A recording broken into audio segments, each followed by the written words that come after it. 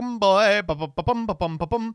Oh, man. I can't even go to the YouTube homepage. Holy shit. All right, we are not going to be scrolling on shit today. Oh, my God. Hello, everybody. It's your boy, Joseph Rothschild, a.k.a. MBT, and we're getting on the Chinese train right the fuck now. Wait, we were on the Indian train, right? Let's get back on the Indian train. Ugh. Anyway, how is everybody doing today? Oh my god, loud-ass train. It's your boy, Joseph Rothschild, a.k.a. MBT. We are having a little bit of a late one today. Obviously, I don't usually stream on Thursdays, but yesterday was Deltarune Wednesday. So today we're going to have a short one, probably about 2 or 3 hours, and we're going to, we're going to make the most of it for as long as we can, as hard as we can. Ugh. Sir, why aren't you a trillionaire yet? I've been trying, Anyway, I want to talk a little about Deltarune. I'm going to do it as spoiler-free as possible. I don't think I'm going to spoil anything. But in case you don't want to know fucking anything, you can mute it, and then I'll do this when I'm done talking about it. All right? 5, 4, 3, 2, 1. Okay. It was good. It was really good. I enjoyed it a great deal. Tricky Tony's done it again. I think there is probably not a single person more vindicated than the person who said you have to read Homestuck to understand Deltarune. I think probably incontrovertible at this point. No, it was great. I liked you know how every new chapter has like a battle gimmick? This chapter's battle gimmick was really fucking good. It was the best one by a lot. I will say I have been seeing a lot of really frustrating responses to it. If you've been on hashtag Deltarune Twitter, you have probably seen what I can only describe as the mass frustration of people who use a fandom wiki. It is a really, really good chapter. It does not give as many answers to overarching lore questions as I think people hoped that it would. And for that reason, a bunch of people are like, Tony's a hack. Why are we spending time with these characters instead of determining if dick fuck theory is correct? Why has he not come out and said that dick fuck theory is right or wrong? Where is Blungus theory? Where is fart theory? Where is shit theory? There's still 2 more. I saw one that I really liked that was like, how on earth is Toby Fox going to wrap up the story in 2 chapters? And it's like, well, he controls how long they are. They also don't have to be very long. Every single chapter has been like twice the length of Undertale. How long did that story take to say? Oh my god.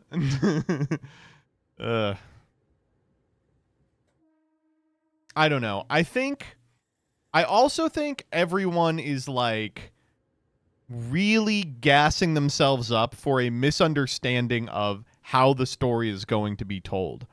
Like, did they explain who Gaster was in Undertale, right? He's in the game. Did they explain who he was? I think that there will be lingering mysteries that don't get resolved. The people who are like, where's the friend boss fight, are psychotic. They are out of their fucking mind. I'm like, dude,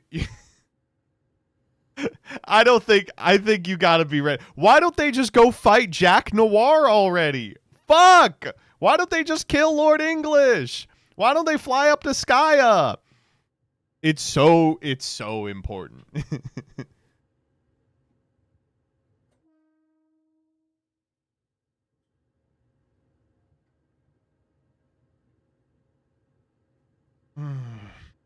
Where is Goku? Goku's still on the fucking path. He's still looking for King Kai. I don't know. I think that it was good. I liked it a lot. I liked it a great deal. A bunch of people were upset about the antagonist about the like the guy you hang out with for the of the section. Um, I liked him. I thought it was charming. I loved him for sure. Yeah. Uh, for me, it ranks. I mean, middle of the pack. I would say 2, 4, 5, 1, 3 is where I end up. I thought the secret boss is the weakest so far thematically. Also agree. Also agree. Exceptionally simple. The mechanics were really cool, but not a very difficult fight. And it's like, oh, of course that's in there, you know? Uh, and then the very last thing I'll say is, wow, love where the weird route's going. I really love it. I really like it. I really like it. I think that'll do it.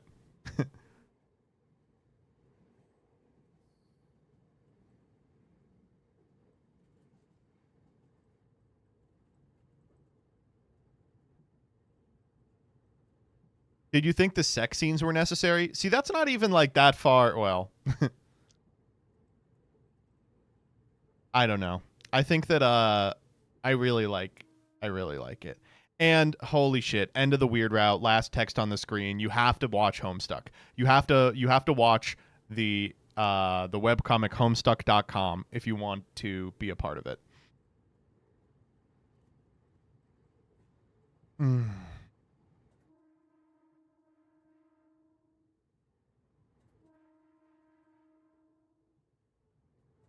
Now I got to watch, not just read. Yeah, there's videos in it.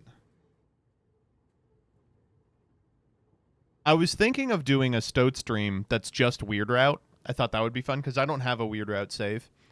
But then I found out it like permanently marks your save, and I'm like, well, fuck. Now I don't know if I want to. I think I probably do want to. The thing about the Weird Route though that I really appreciate is it doesn't really I guess like the genocide route in Undertale passes judgment on you from the perspective of an in-game character. And this one does as well. It's not as heavy-handed, but what I like about the Weird Route is you're doing a bunch of despicable stuff, but it's not exactly clear that it's bad, right? Within the, I guess I would say, context of the Weird Route, you know, there's not really a reason to feel particularly bad for like hurting in-game characters when you are unquestionably bestowing the greatest possible gift upon them, you know, which is freedom from the confines of the game. I don't know. I think it's really interesting.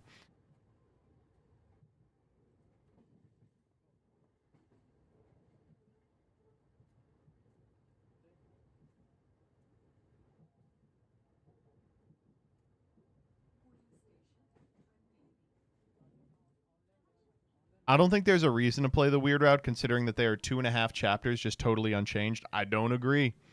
I just don't agree. Why are people pretending like CJ's wrong about this? You definitely do. I just, you know, I just think the actual factual like argument for weird route supersedes it, you know?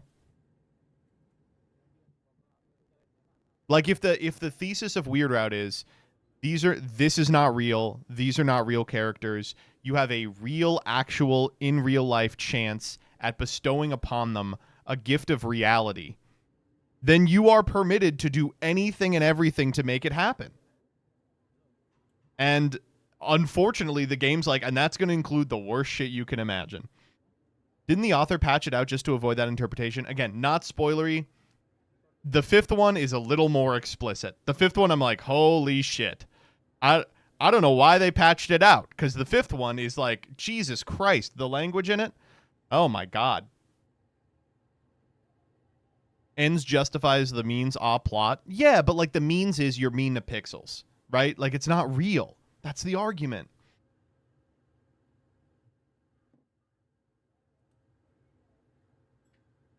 Anyway, okay. I think that's everything that I'm gonna say about this. Yeah, good game. It was fun.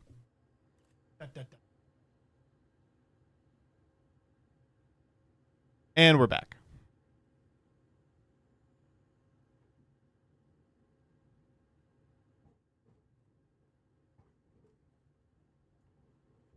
So Deltarune is still doing 101 meta commentary shit. That's the whole game. That's the entire game. You would know that if you'd read Homestuck. Will Danny let you hit? No. When are you gonna talk about Yu-Gi-Oh? When something interesting happens, dog. Y'all been following the Pokemon Worlds invite thing? Boy, that's upsetting, isn't it?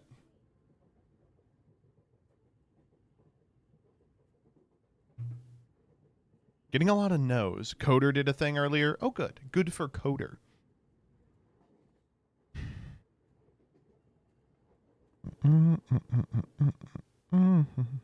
Explain, please. Go watch Coder's explanation. I'm sure he does a better job. The short of it is the invite system for Pokemon Nats is totally fucked. Toho is required reading. You got to play Toho now. I'm gonna. Like, obviously. Do you have any thoughts on the Mobile Suit Gundam TCG? Not interested in it, unfortunately. Not interested at all. I have really no connection with the IP. I played a couple of games of it, and I was like, this is excruciating, man.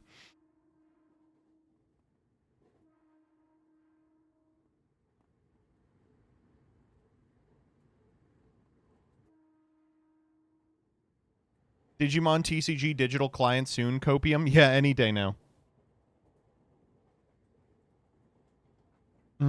Well, I'm sure that they will probably improve the Gundam TCG in the coming weeks.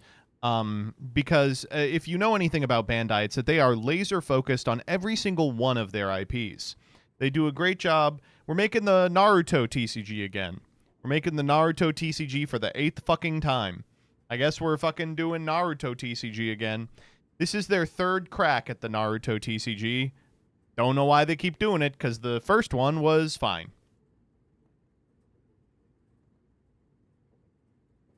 Have you shared your Alestrals ban list thoughts? No, it'll go up on the Alestrals YouTube sometime this week. I've just been a little playing Deltarune. The short of it is I think it's good. I do want to wait for the first event to kind of see how things pan out, which is this weekend.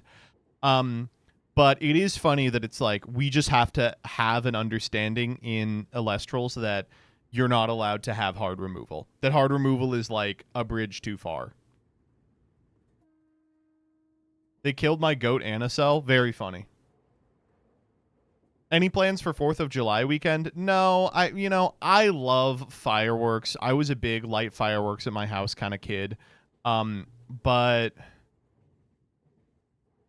I've now got a dog that's terrified of fireworks, a wife that doesn't like them, and a newborn baby, so I will not get to firework. The best I can hope for, I think, is trying to invite Danny over and then going to like a local fireworks show. Is that good enough?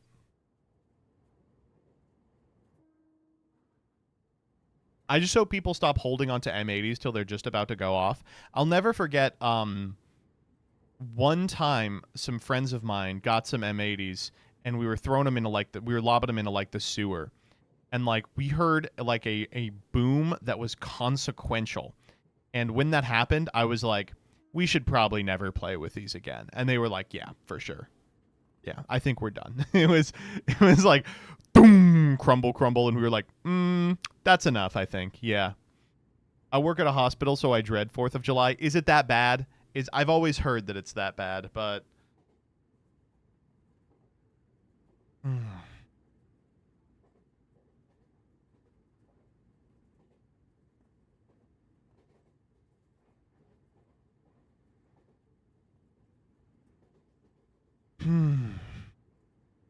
neighborhood grilling. I may bust out the old grill. I haven't gotten a chance to really grill this season at all. Just been very busy with the kid. Maybe I will try and get some friends over. It's worse in big locations. My city is small. I don't know. I grew up in Kansas, and West Kansas was always really bad because bottle rockets were illegal in some counties, and so a bunch of city kids would go into West Kansas like right over the line and just shoot a bunch of bottle rockets and then hurt each other. And so always there were like fires and a bunch of people getting admitted to these rural hospitals, which is like just a fucking nightmare.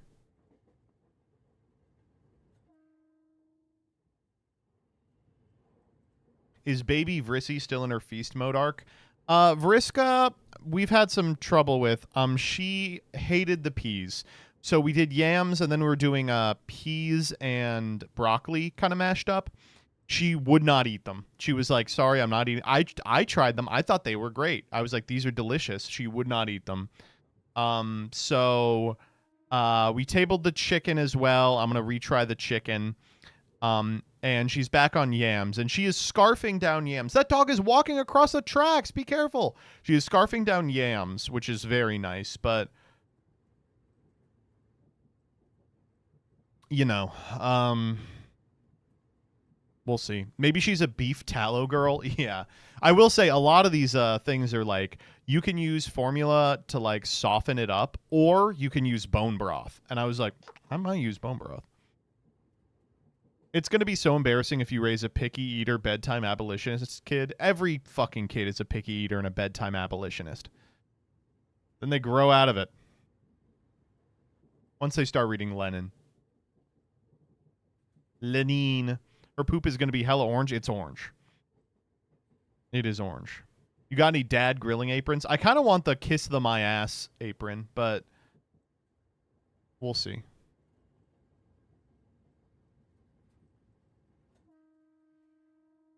Have you considered feeding her a tablespoon of soy sauce? You know I have. I'm not going to do it.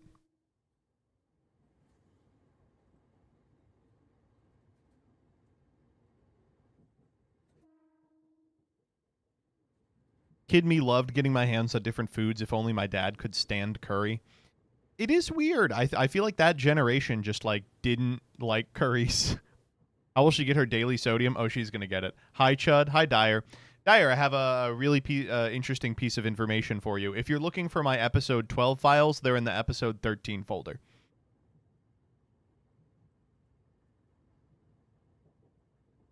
Actually, last Claire, she's reading the Zizek mistranslation of his cookbooks. There is no episode 13 folder? Yes, there is. It's got Doug's files in it, too. He already put them up. There wasn't this morning.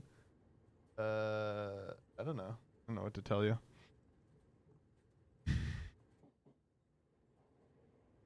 How much do you think AI will affect the next generation? A lot? What do you... Yeah, I think a lot, probably.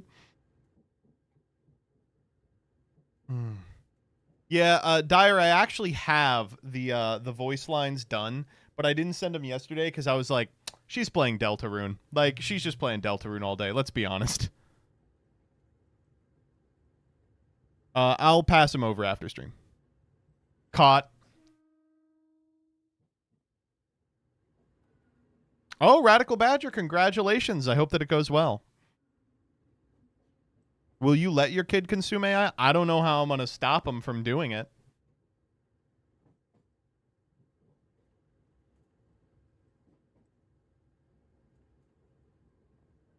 We're going to try to limit her screen time in general, though. I think that most people are doing this with kids now, but she doesn't use screens at present. She's 7 months old. She doesn't use screens at present. Sometimes, like, if there is a TV show on around her, she will, like, gravitate towards it, and we have to, like, move her around and stuff, and that sucks.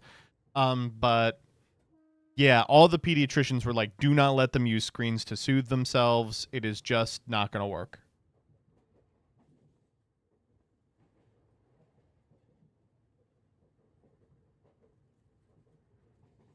My sister wanted to do screenless, but she got an iPad from her mother-in-law, and it was just such a cheat code Yeah, that's the problem is like iPads do shut the kid up. I mean, we're not going to do it, but they sure do. You still watch TV? Honestly, stopped. We literally only watch Jeopardy, but we watch Jeopardy. We watch a fuckload of Jeopardy. And like sporting events when they're on.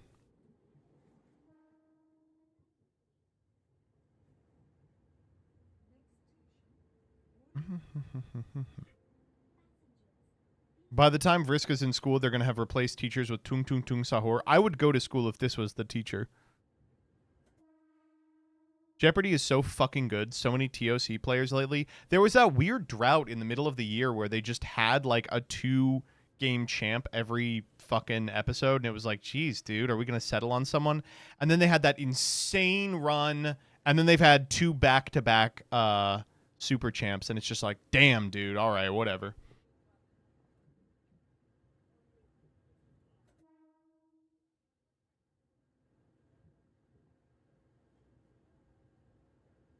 Had to have high, high hopes for a living. I can't wait for the TOC. I think it's going to be awesome. All right. Well, let's watch some Yu-Gi-Oh! Am I right?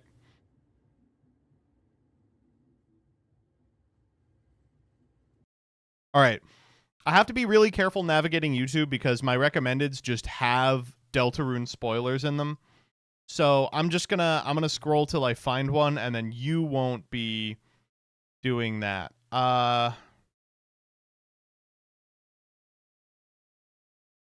First and foremost, let's look at Very Good Sandwich. Welcome to Sandwiches of History. Today we're going to be doing a sandwich of our history, but also one of history. Not too long ago, over on Rhythm.Kitchen, she posted. Everyone kind of plays like Cold Sour now, where the name of the game is Daily Double Hunting. Yeah, for very good sandwiches. I'm going to go ahead and half the recipe, so let's make the very good sandwich. So as she pointed out in her video, the main focus on this is the cheese. Cheese was being pushed as a protein back then. So to cheese, you add black olives, tomatoes, was being pushed drained, as a protein back then. Egg. Then you add in tomato sauce. Since I'm doing a half recipe, half can. Get that all mixed together. Now to a hot dog bun that's at the top hollowed out. Oh no! I don't like this at all. Step 1 is scoop a hot dog bun. Now we're to wrap it tightly in wax paper. Now we bake in a 275-degree oven for an hour and a half. Looks good. It's not much to look at, but let's give this very good sandwich a go. Okay, my impression here is that it's going to be not very good. The hot dog bun's got a little chewy, but that might have just been a function of which hot dog bun I used, which I just used an organic regular hot dog bun. It was actually a good combination of flavors, right? A little bit of tomato, a little bit of olive, a little bit of cheese in there. The egg is just there for protein. You're not really tasting it after it's been in the oven for a while. I do want to plus it up with one little thing, though. Let me see if I can make it hazard a guess here. It's cheesy, so it's not going to be like mayo. It's not going to be like a dairy. I'm going to say he's going to put lettuce on it. I was going to do chili flakes, but I figured why not go for a little sandwiches of history. Newt's hot sauce, Calabrian plus up hot sauce. Yeah, no. Good call, Caesar. Chilies, basil, herbs. It's going to be pretty good, I think. Okay, let's give this very good sandwich plussed up with a little sandwiches of history, Newt's hot sauce, Calabrian plus up hot sauce, a go. Yeah, it's bringing a nice little bit of heat, a little bit of basil, a little bit of flavoring, a little seasoning into it. It was good to begin with, but I like it with the hot sauce. 7 and 8. Of course, I'm probably biased, but still. All right, so the original very good sandwich was, in fact, very good. I thought it was quite enjoyable. I'm going to give that a 7, 7.5, somewhere in there. If I were to make it again, I'd probably use a more robust bun, hollow out more of it, and get more filling in there. And I'd probably use parchment paper instead of wax. But yeah, I would make this again. Plussed up with the Sandwiches of History, Newt's Calabrian plus up hot sauce. I'm not going to rate it. That's my own hot sauce. That'd be ridiculous. I would say that if you wanted to plus it up with a little chili flake, it would bump it up by a ½ point. I just felt it needed a little bit of heat or a little bit of something in there. The hot sauce has more than just heat. It has other flavors in it. But if you just wanted chili flakes, that'd be good too. So definitely going to finish it. And like I said, I think I might make this again. It is pretty tasty. All right. See you tomorrow. Call me a prude, but 7 is not make it again territory. Not when you have so many sandwiches at your disposal. All the sandwiches of history. Come on, be honest. All right, what do you guys want to watch today? There's There's a number of videos that I think are interesting. I do want to check out Team Samurai X1's Why Modern Yu-Gi-Oh decks feel the same. I want to check out the Jared Centimore New Genesis Points Update video, but that doesn't appeal to anyone here because you all don't understand the truth of the matter. Deep fried potato salad. I want to do that one for sure.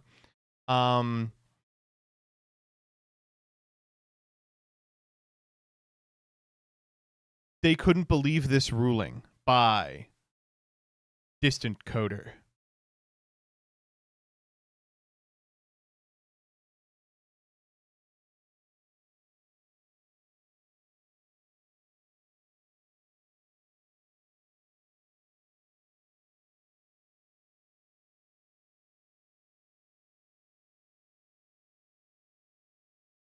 Anything else we're feeling? Oh, dude, we have to watch Father's Day special Vice President J.D. Vance read Winnie the Pooh episode 9. We'll watch the Out of Characters video for sure.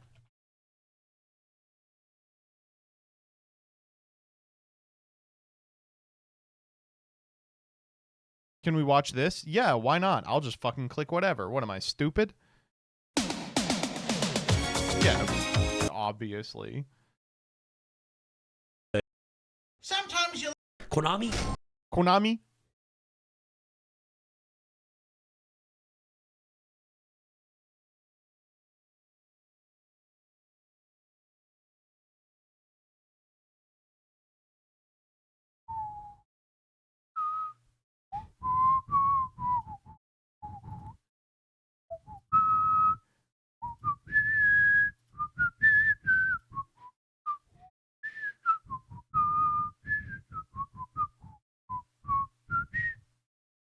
Can we watch Spider-Man Elsa?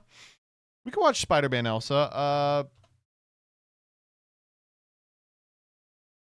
Can you watch a Homestuck video essay? If there was one good Homestuck video essay, I would watch it. If they finally made a good Homestuck video essay, I would watch it.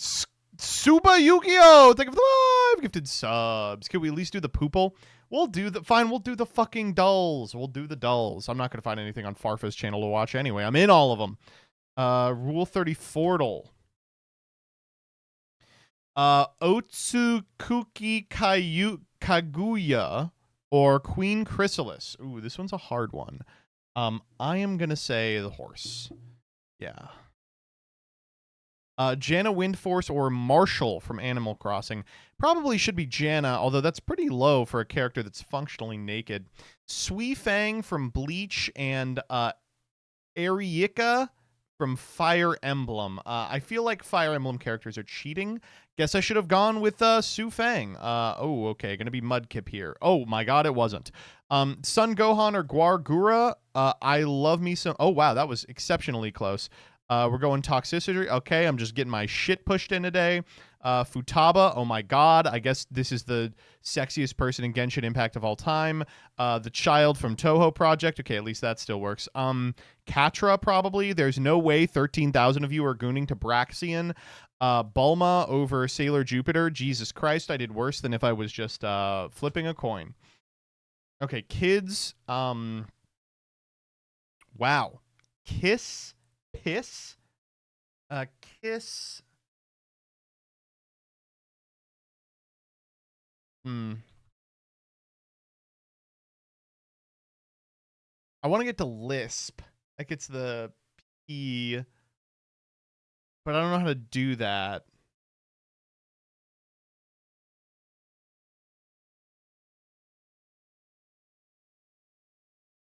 Piss. Oh, we should try piss. It worked. Pause.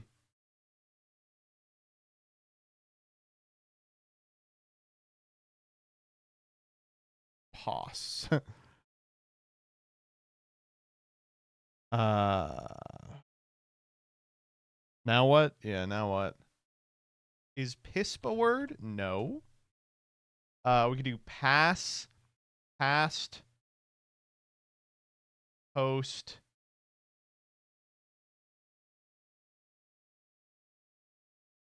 And then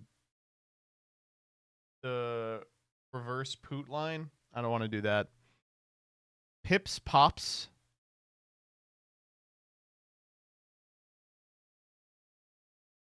But then we're stuck.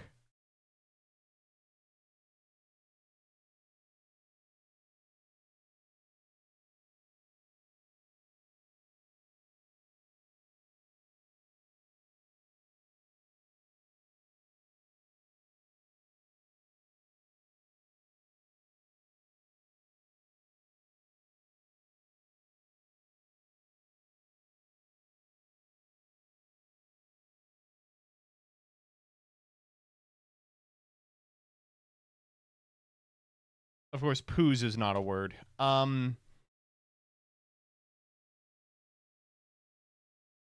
Pops. Pots.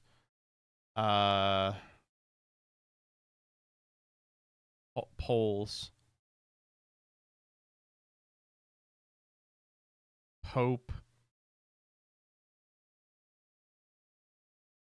Pole. Pool. Poop. Yeah, this one didn't go so hot. Yeah, there was a 5. Fuck me. All right. Cuddle. Whoa. You know what? We're going straight down the center. Not good at all. Really bad today. Scrandle. All right, this is it for sure. Ooh, this one. All right, here we go. What the fuck is going on? Sour plumes or lucky tatties? I guess I'm going sour plumes. There's no way lucky tatties are that good. What the fuck are we doing today? Jelly babies or jelly pogs? I guess I'm doing jelly babies. Yeah.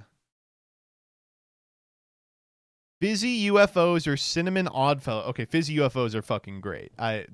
Those are good. Old-fashioned black bullets or Army and Navy tablets. Jesus Christ. I'm gonna say the licorice. Die! There's no way they're that good. Jazzies or coconut mushrooms? Oh, gotta be the mushrooms. Suck my dick? Chelsea Whoppers or Chalk Lick? Oh my god, it's just the dust. That's fucking disgusting. Tell me you all aren't eating this. Pontefract cakes or aniseed balls? Oh, these are both bad. Ooh. Yeah, I guess. Foam shrimps or milk teeth? Fuck off. Foam shrimps are delicious. Cola cubes or milk chocolate pebbles? Chocolate pebbles. Die.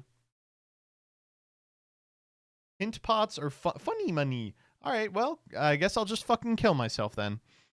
That was awful, dude. That was really bad.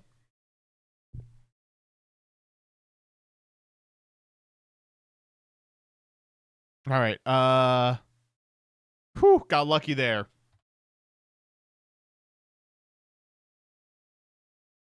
Trisha's first rehearsal Rick and Morty comic dub. Oh, hi, Mrs. Smith. I got here a little early. Hope that's okay. Nice to see you today. Morty, careful. Don't touch that. She's still in there? What on earth is going on in there? I told you. You can never leave those two alone. They always end up making a mess. Trisha, could you be a little quieter? Everyone can hear the commotion. We're rehearsing! We need to get this scene just right. It's just gonna be a thumbs down. All right, let's do some videos. All right, we'll begin with the Team Sam. Let's go 1.5 on this. Ban discard. For years, it was illegal. It was too good to... Konami banned discard. For years, it was illegal. It was too good to exist. Last month, they gave it back. And to be honest, I think this was a big mistake. The June 4th Master Duel ban list did two things. Zodiac... God damn it, it's a replay video. I got! He tricked me! Oh. Tricky Sam. All right, let's do the out of characters video. If you were to say who the best duelist in North America is, a few names come to mind. MBT, Farfa, Doug Zeef. But in the 2025 season, my answer would be Aditya Darab. Aditya has had a quicker rise to prominence than almost all modern pro players, going from his first recorded regional top in August of 2023 to winning the NA. Holy shit. That's crazy. WCQ in July of 2024, and was a game away from becoming the first back-to-back Nats champion a year later. Despite his many accolades, there was one Reading fucking, you know how it goes. thing on his bucket list that he had yet to do. Yeah, I have top 4 at Houston and Providence. But you've never top 2, correct? I've seen the finals once or twice. NAWCQs, yes. YCS, this would be a big deal for you to actually make a push and win a YCS. The date is November 9th, 2025, and Aditya has traveled across the country and climbed his way to the semifinals of YCS Pittsburgh. Over the course of the weekend, he's won 14 matches and lost only 1, an incredible record all things considered. However, he's probably felt better about his upcoming best of 3, because across the table is the only person who's defeated him all tournament, Mutasim Malik. Here, in front of thousands of viewers, they're about to debate who should be given the opportunity to be a champion through the language of a mirror match. While the Draco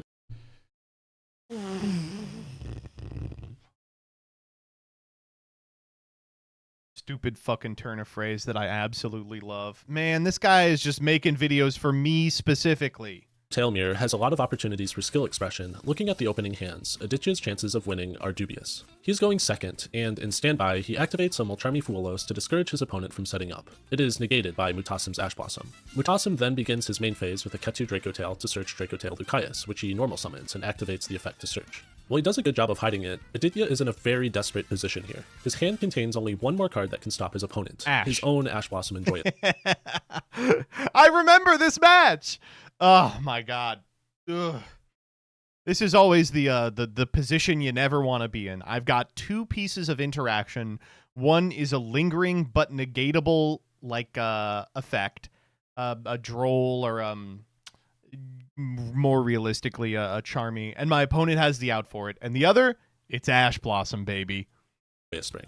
Dracotail is known for its ability to punch through boards going second, but Aditya's prospects are looking grim. The rest of his hand contains Dracotail Urgula, Pan, and Rahu. Pan and Urgula are powerful cards, but they are high-level monsters, and can only be used in combination with a card that fusion summons like Rahu. Rahu won't work though, because it is almost guaranteed to be negated if Mutasim is able to pop off, either by the Ash Blossom he can recycle from the grave, or through Dracotail Flame, a trap card which can negate spell cards that he can set.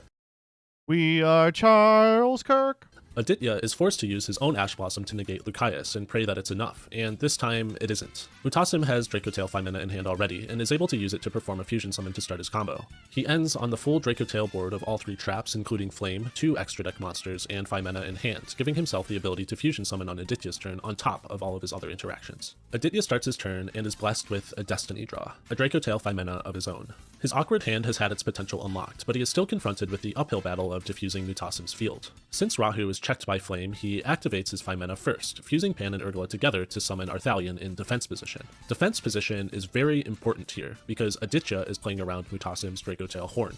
This trap can return an attack position monster from the field to the hand and draw a card, but by placing Arthalion in defense, there isn't a good target for it. Aditya then builds a chain of his trigger effects, Chain Link. Motherfucker got into Bastard Duel. Oh my god, is this Master Duel? Certainly not. This has gotta be Bastard Duel. 1 Arthalion to add back 5 mana and Ash Blossom from his graveyard, and Chainlink 2 and 3 for Pan and Urgula to destroy cards on Mutasim's field and set Dracotail spells or traps from the deck. Gonna keep it a buck, I am not paying for Master Duel Dracotail spells for this clip. Mutasim decides to activate a singular mystery back row, a set copy of Dracotail Sting to banish Aditya's 5 mana and prevent its recursion. Mutasim also uses Gulamel to destroy Aditya's Arthalion, so he can get value out of it in case it is popped by Pan. This 5-link chain resolves.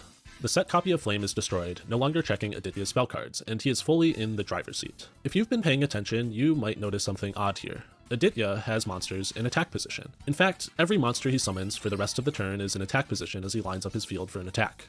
But Horn is still on board. He never destroyed it. Remember like a minute ago when I said all this stuff about how correct it was to put his fusion monster in defense? In the span of 2 chains resolving, the situation has changed completely. Aditya added back his Ash Blossom to hand, which can be used to negate cards that draw cards, including Dracotail Horn. Speaking of this trap, here comes the separate horn. This is going to be huge to get the... the Ash Blossom, though. It was still in hand, so it's going to stop at Dead Cold and Trex because it does include... Not gonna be mean, but you did know that.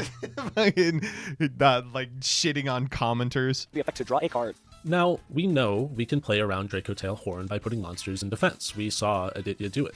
A question you could potentially ask here is this. Why even give Mutasim a chance to activate the card by playing into it and putting your monsters in attack? Isn't it a bit of a waste? This might seem strange since everyone knows you have to attack to win, but hear me out. Theoretically, Aditya could continue summoning all of his monsters in defense to completely deny the value of Horn. It's common knowledge that Ash Blossom is a very important card in the Dracotail matchup because it can negate spell cards like Rahu and Ketu, and these are the deck's most powerful cards. Aditya could save it for a more impactful card than Horn. He could summon all of his monsters in defense, wait a turn or two, cycle the Urgula back to his hand, and use it to destroy the Horn before it gets rid of anything important. Isn't the argument here that he's going to win this turn? Instead of committing so hard to the field. Obviously, he doesn't do that, and it's because that would be a mistake. In order to understand, we must know the macro-level goals of the Dracotail strategy. Dracotail was released in Justice Hunters alongside 2 other meta-relevant decks, and probably puts up some of the weakest fields of the 3, but it does have a couple of important advantages to compensate. By the way, I mean like Dracotail propaganda here. The weakest fields of the 3. You can beat a K9 field with fucking Dark Hole. Weakest fields of the 3. Major one is that it can play on the first turn of the duel, courtesy of Dracotail. This is a Joshua Schmidt thing. Joshua Schmidt has brainwashed you all. Dracotail's fair.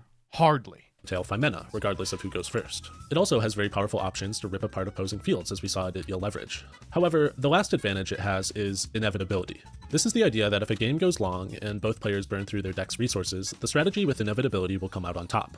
What this means in practice is that the engine has the ability to easily recycle its cards.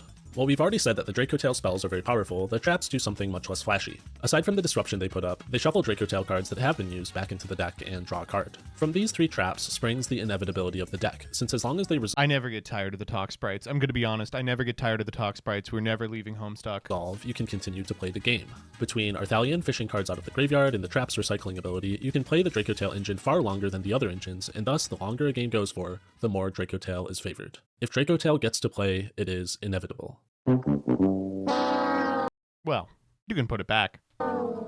Hopping back into our game, we can see right here that Aditya has a distinct This is also really funny. I know that shit was being written before the Jesse Cotton YCS win. advantage. Mutasim's shields are down, and outside of Horn and Fimena, he has very little left available to him in terms of disruption. Aditya opts to use Ash to apply pressure because taking the game into a grind It just feels like a nothing description of a deck in Yu-Gi-Oh! Dracotail is good. Yeah, it is always frustrating to see Yu-Gi-Oh! Players. This is not a Magic the Gathering term. Magic did not invent the term fair, the concept of fairness, or deploying it to mean a specific thing. But the etymology of fair probably dashes through Magic enough that, like, I feel like it's a fair comparison to be like, when people talk about fairness in card games, they're almost always using Magic's definition of fair, which is turning your creatures sideways to attack instead of assembling some bullshit combo. And, you know, that just doesn't happen in Yu-Gi-Oh! can only give Mutasim a slight opportunity to build up his resources again. Playing this way breaks Mutasim's ability to shuffle back his own traps, since none of them have gotten the chance to recycle the others, and eliminates all of his monsters that could potentially serve as material or force out Aditya's disruptions. Even though he hasn't been defeated, Mutasim from this point lacks a win condition, and is forced to concede the game. In the finals, Aditya goes on to take a well-earned win in his first YCS trophy. In-game decision-making in Yu-Gi-Oh! Is, without a doubt, one of the most complex yet crucial aspects of succeeding at a high level. Not for nothing, by the way, Paths of Destiny, just a card with Hank Hill ass on it. Yu-Gi-Oh! Is, Look at that fucking thing. Ridiculous. without a doubt, one of the most complex yet crucial aspects of succeeding at a high level. Decisions often ask players to weigh a bunch of competing factors from various axes of the game against each other, and determine which are the most important in a given game state. Let's take both another look at this match, and a page out of Mark the Page's book, by using everyone's favorite game theory idea, the payoff matrix. Oh, man. We're fucking with Mark the Page here, by the way. Friend of the channel, Mark the Page. I like Mark's videos a great deal. He's the person who was like, hey, the new time rules are exceptionally bad. ended up just being defeated by the fact that Yu-Gi-Oh players aren't scumbags. But I do like his content. When Aditya summons his first Arthalion, he has to make the decision about whether to put it in attack or defense position. This box will represent the outcome of Arthalion in defense, and this box will represent the outcome of Arthalion in attack. If Arthalion goes in defense, Mutasim isn't able to use Horn on it, so it's ultimately going to stick on the field. If it's in attack position, however, Mutasim can return it to the extra deck with Horn. Therefore, the outcome is no Arthalion for Aditya, no Horn for Mutasim, and Mutasim draws a card. We can compare these two outcomes using the basic metric of card advantage. Defense position is a net 0 for Aditya, whereas attack position has the potential to be a -1. If we compare the value from both options, this decision is very easy. Let's compare this to Aditya's next summon, the Secretarian Dragon. If it's summoned in defense like before, Mutasim can't use his Horn, and Aditya saves his Ash for later, a net 0 in card advantage for this interaction. Putting Secretarian in attack position, however, gives Mutasim the ability to use his Horn, which Aditya is essentially forced to negate with Ash Blossom. This is also a net 0 in card advantage, so we can't rely on it to determine which option is better.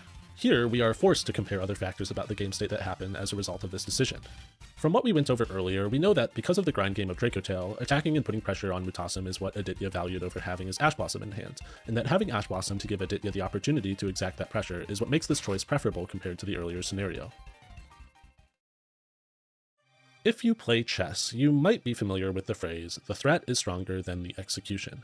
Chess is full of these hidden consequences of moves where just the acts of occupying a column with a rook or pointing an attack at a knight that the queen is cowering behind are enough to cut off options from your opponent, or force an unproductive response. This can generate value, even if these moves don't directly result in a capture. The phrase is credited to Aaron Nimzovich, one of the strongest chess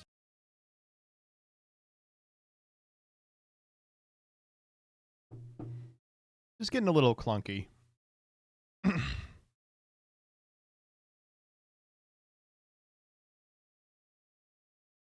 players in the early 20th century, and there's a story that goes along with it. The threat is stronger than the execution. And do you know where that comes from? No. Emanuel Lasker chomped on during the games, and he smoked the most foul-smelling cigars this side of Cuba. It was really, really bad.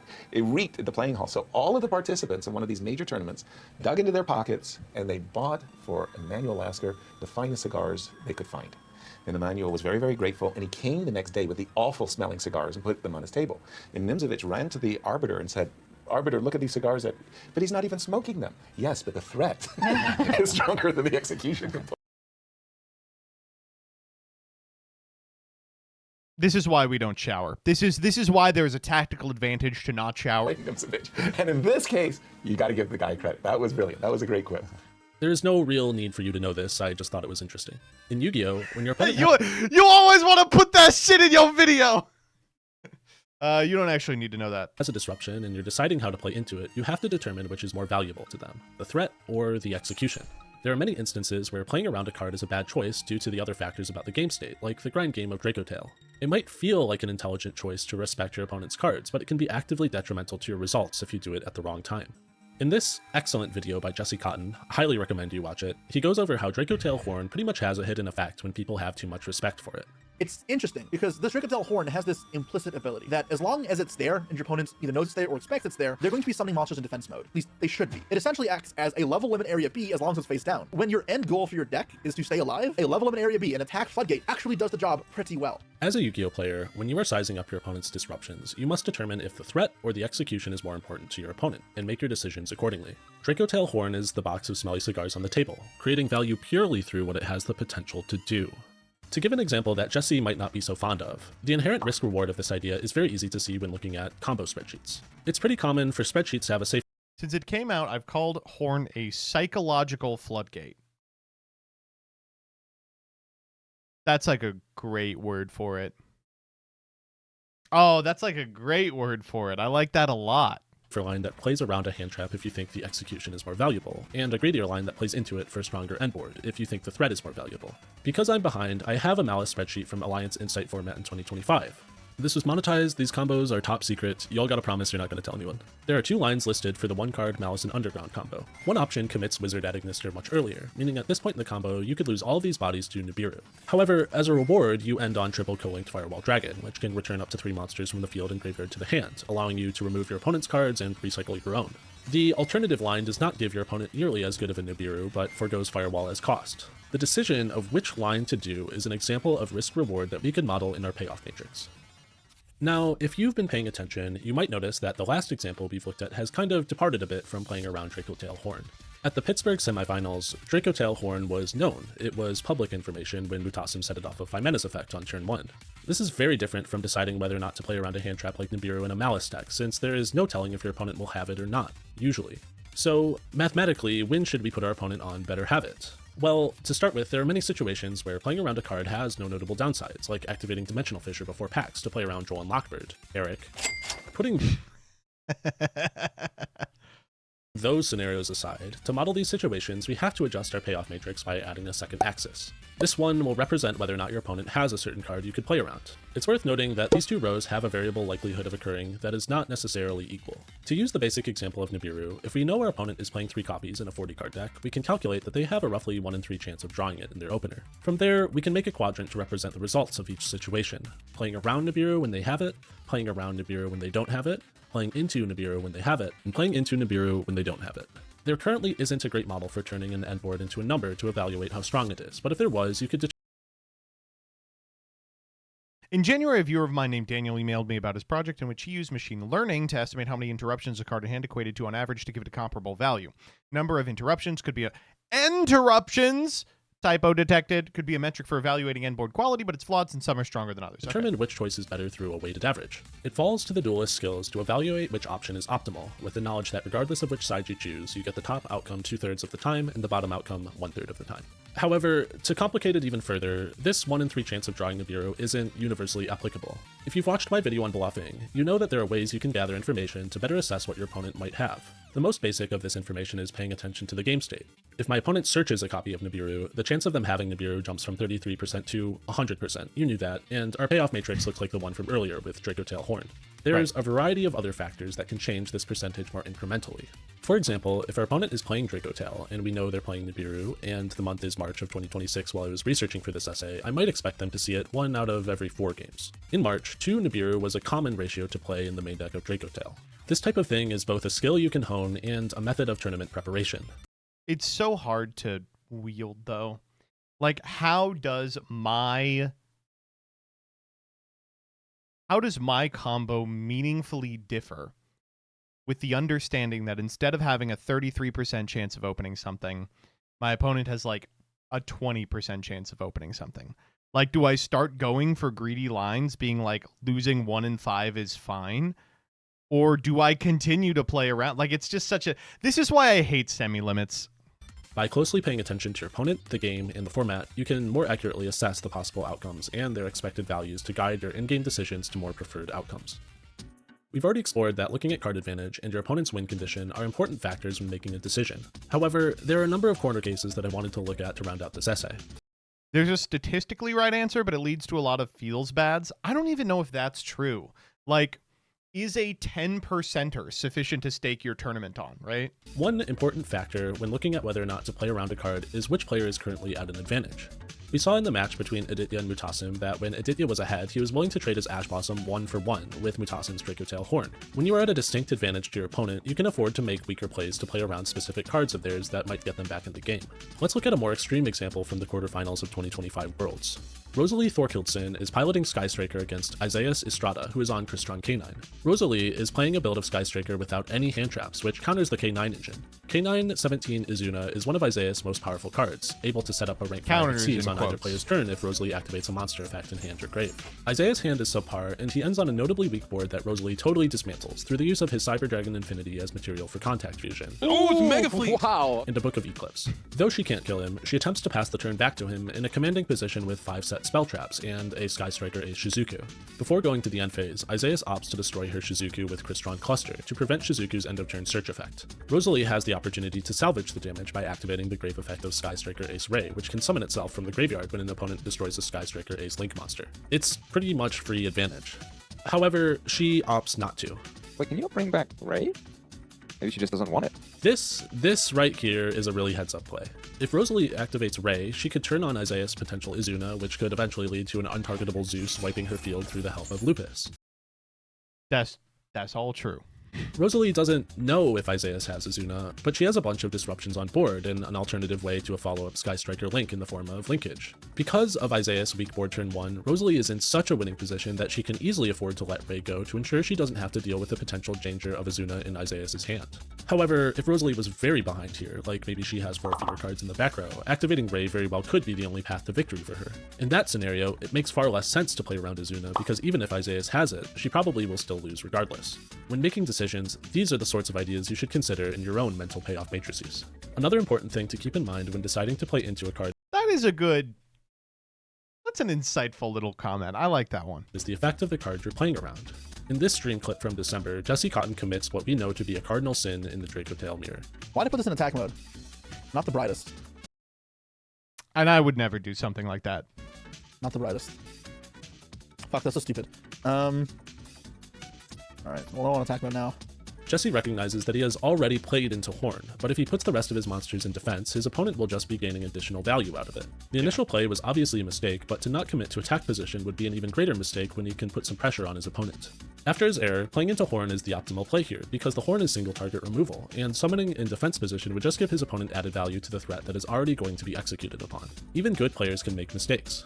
Jesse shows his skill by adjusting properly, and is still able to walk with the game. However, this decision changes completely depending on the effect of the card you're playing into. Let's look back at Nibiru. A common way to deal with it is to threaten to summon a monster that can negate Nibiru to essentially force your opponent to use it or lose it, and then continue to play after. However, unlike single target removal like Horn, summoning 5 monsters into Nib does not necessarily mean you should summon even more without forcing it out, because it will just make things worse.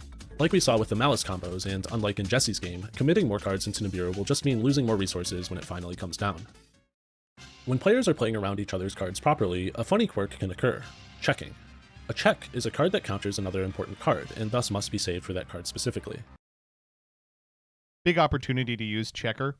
Have we talked a little bit about Checker? So Shredditor, which Checker is a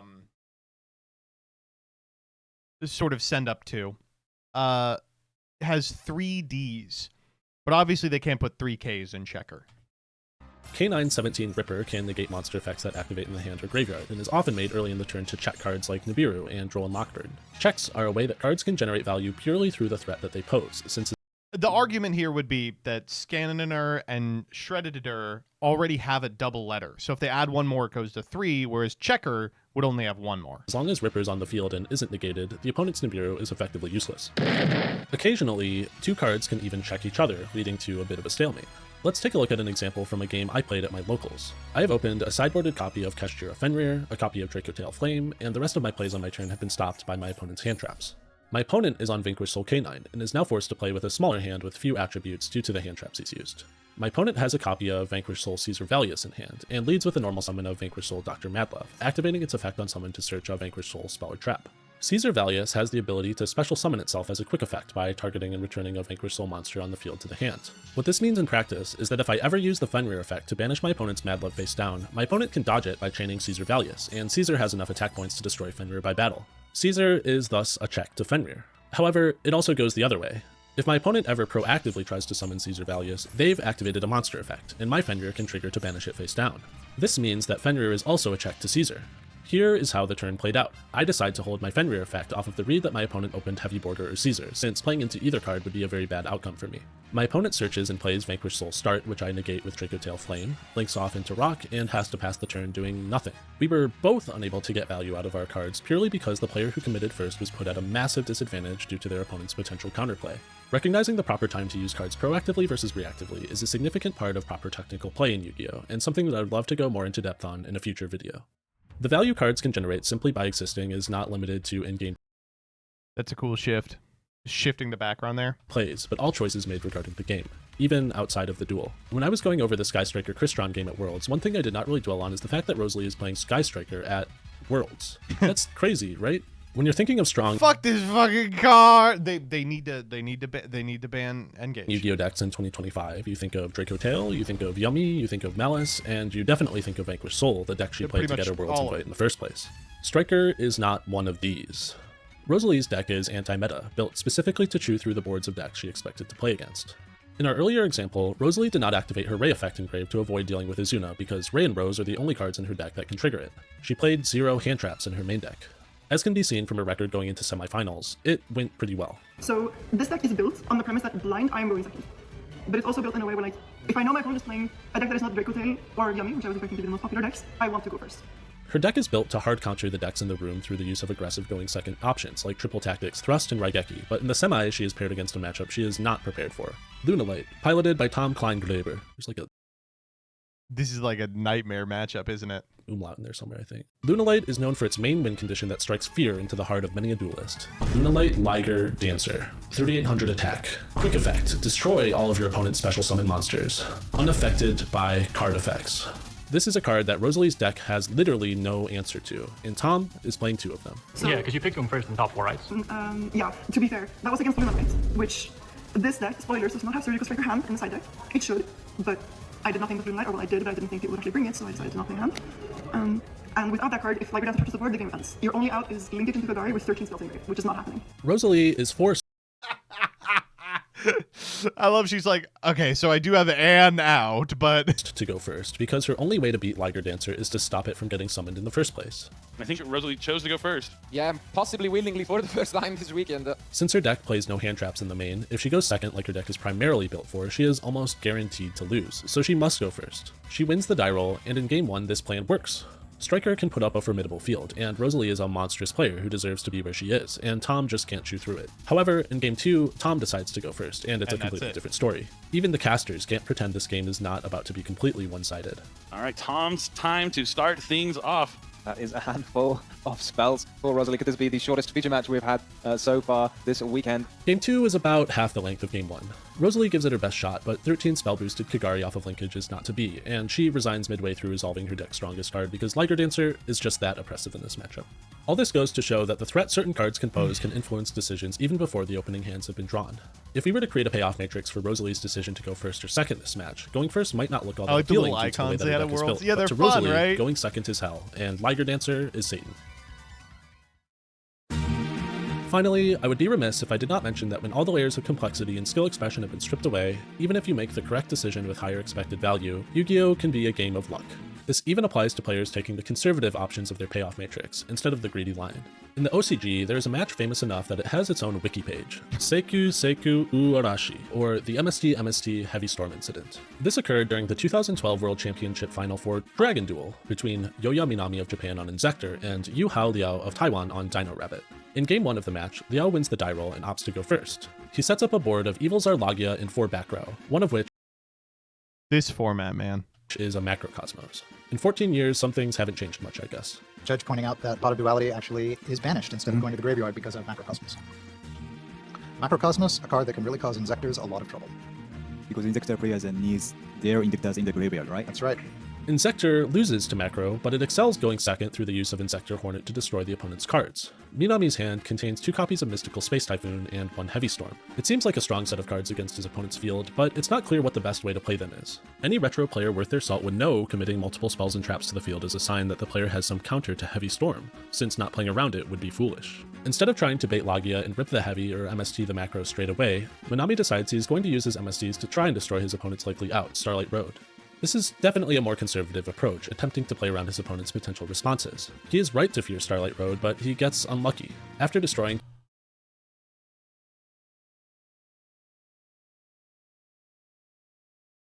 he loses a tooth or wow, that's rough. 2 of Liao's mystery spell traps with MST, the last remaining back row of Starlight Road is flipped up on him to negate the Heavy Storm. With the macro up, Minami has no hope of clawing his way back into this game, and he concedes. He wins game 2, but is put in a similar position in the 3rd game with fewer tools at his disposal and loses the match. The entire best of 3 takes less than 15 minutes. This match is famous because of this unlucky outcome for Minami, to the point where his iconic grief-stricken pose after losing the match even has ASCII art made out of it. Hold up.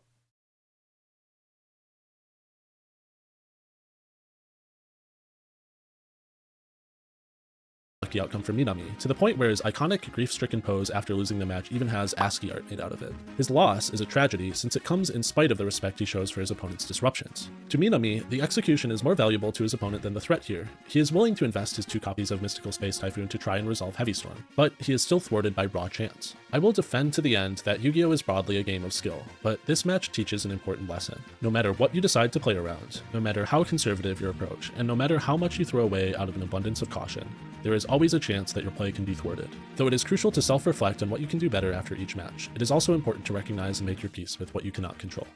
One of my favorite Yu-Gi-Oh! Games of all time. With that, I am out of characters, so I guess this is the end. As I approach 10,000 subscribers, I wanted to sincerely thank you all for your support for my channel. It really means a lot to me. I never thought I would get even this far. As always, thanks to Dan Parker for editing my script, and Low Fat Ham for helping me recreate some of the games you saw in this video. Also, a massive thanks to my patrons, including Dan Parker, Drumstep, Farfa, Megaru00, MBT Yugioh, Prinrin, Ray, Rob Tickbot, and Steven Marmerstein. Support on Patreon is what makes putting together videos like this much more justifiable for me, so if you want to help my work beyond just a like or subscription, you know where to go. Be well, until next time. Good content. What good content do we have on the internet? Well, it's not going to come from the Farfa channel.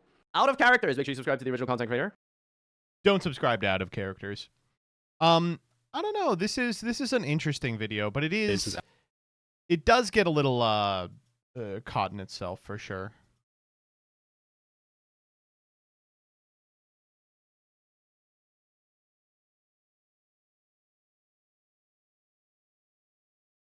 You know what I mean? Frequently, it's like, okay, so here's a situation you would recognize as almost intuitive, right? And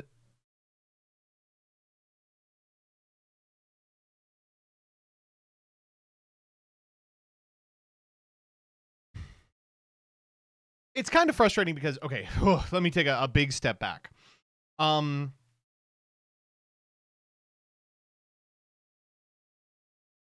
Very few of the examples in this video are particularly complex, right? Like, very few of the examples in this video are, like, so heads up that they need, like, extreme explanation. For instance, I think that, like, sitting down and doing, like, an analysis of, it's here at the very end, the Jesse Cotton Lucas Sacco match would show principles like this really clearly. But these are, like, definitely more effective learning tools, right? Because, like, it's intuitive enough that you understand what's going on, even if you're not super well versed in, like, the concepts that are being explained, right? But as a result, sometimes it feels like you watch and you go, well, yeah, duh, you know? Also, chess. Chess was invented in 1 AD. That match happened when the video was already pretty much done. I'm not saying that that should have been what the video was about. I'm saying that a video doing that would be way higher level. A lot of these inversely feel very simple, but they're there to illustrate the principles that Out of Characters is talking about, right? Let's watch Deep Fried Potato Salad real quick. Look at the 6 years worth of videos you've made and think, how have we not deep fried this yet? Oh, that looks a little juicier than I thought it would. No matter, we got a cure for what ails that. Okay, big step up on the Ordinary Sausage channel. We are breading it. First just scoop it, then you poop it. I feel like time is against us on this one. And with the gentlest of plops. Now, definitely you're supposed to double this. Hana mia. There's gotta be a better way. There's just You gotta double be it. a better way. Or you freeze it. 350 seems Okay, he's not doing any of that, but it is breaded. I will say that's growth. like an appropriate number for this. There we go. Why do you think people don't like hot mayonnaise? All right, that looks nice and If it wasn't breaded, it would just be oil and oil. toasty. Well, they all look good on the outside until you open them up. I don't know. My uncle said that once. I still don't know what he meant by it. All right, so here we go. It's, Uh-oh.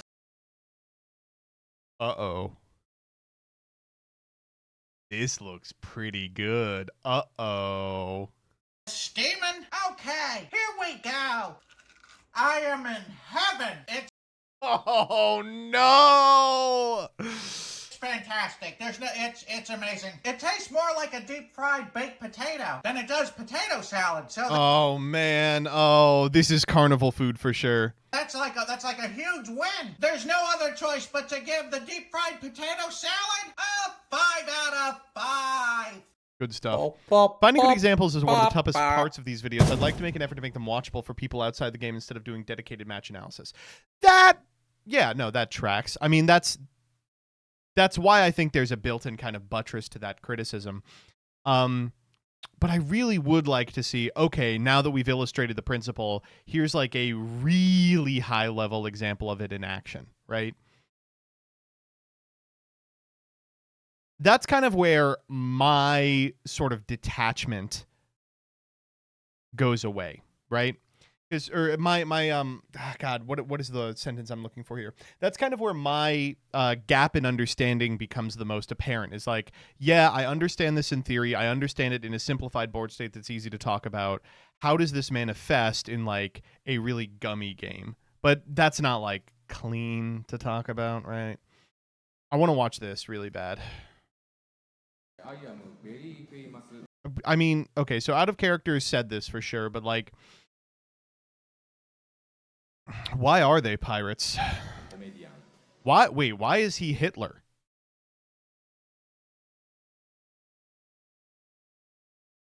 Am I crazy? Why does this guy have a Hitler mustache? You know, it's just me, Pirate Hitler. Yay! Yay! Dude, look at that, like, 2007 alt girl. This is 2012.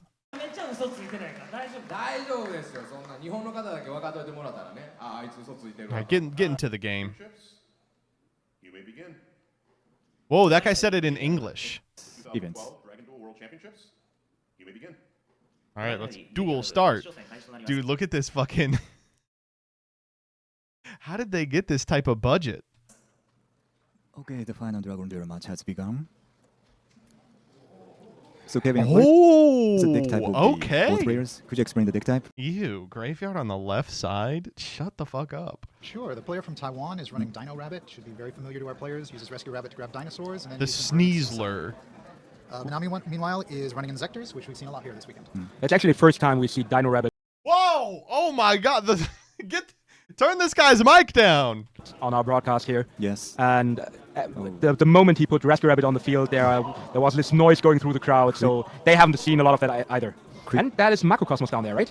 Yes, it's... Okay, Trooper, what is that, Dad and Solemn? 3 bangers into this board. Macrocosmos. Quickly exceed summons Lagier and with Macrocosmos and other 3 set cards. And we see the same thing we saw earlier today with Dragon Duelists. They're amazingly fast.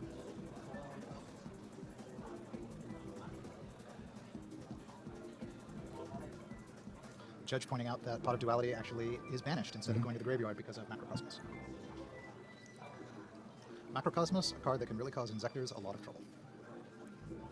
Because Insector players needs their Indictors in the graveyard, right? That's right. And Liu is playing at main deck, so he was pretty much expecting a lot of Insectors. That's right.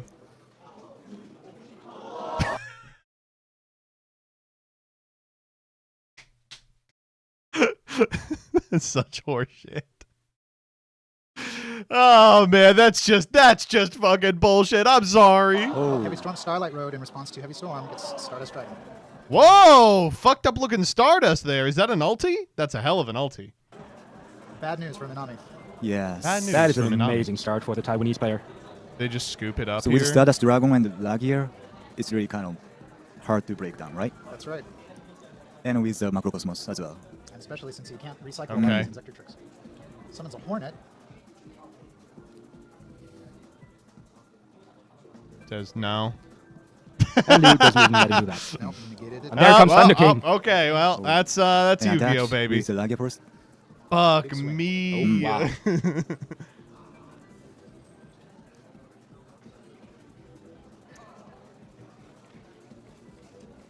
Quickly looking at Liao's opponents of yesterday, he actually played only against 1 Insector deck, and that he beat. So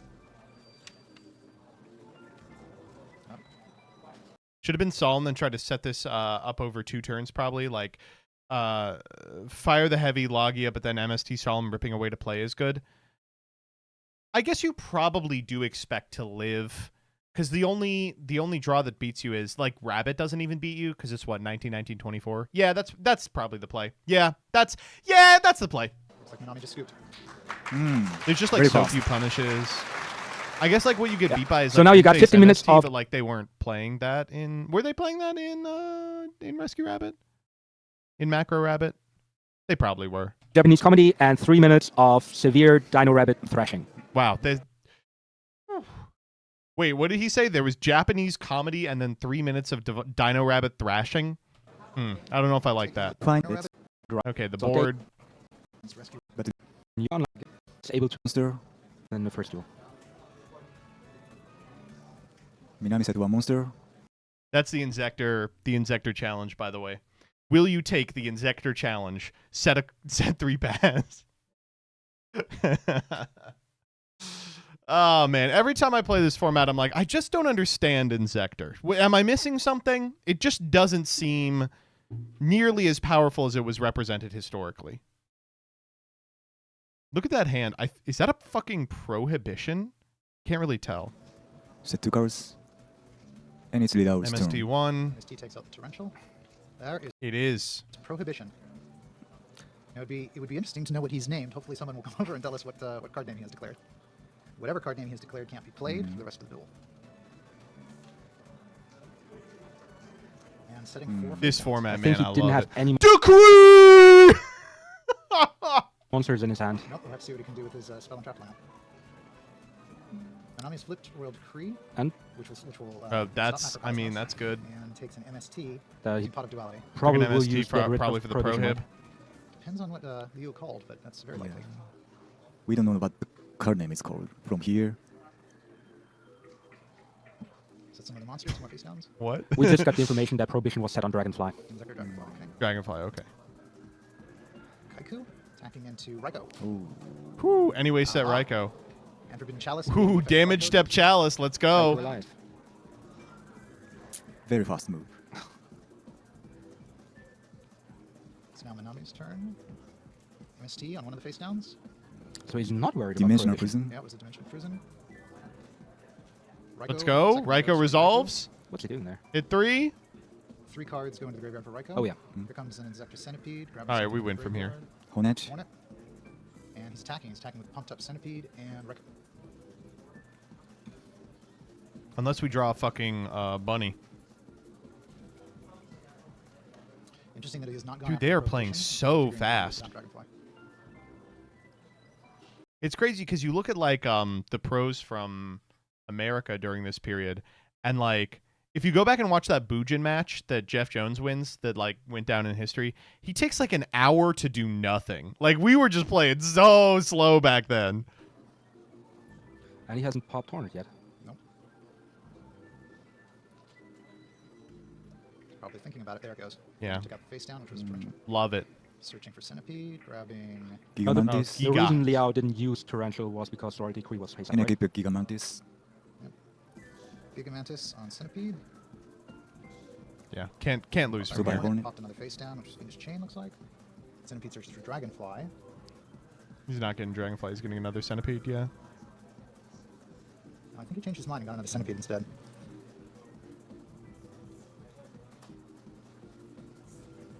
Straightening up the field a little bit.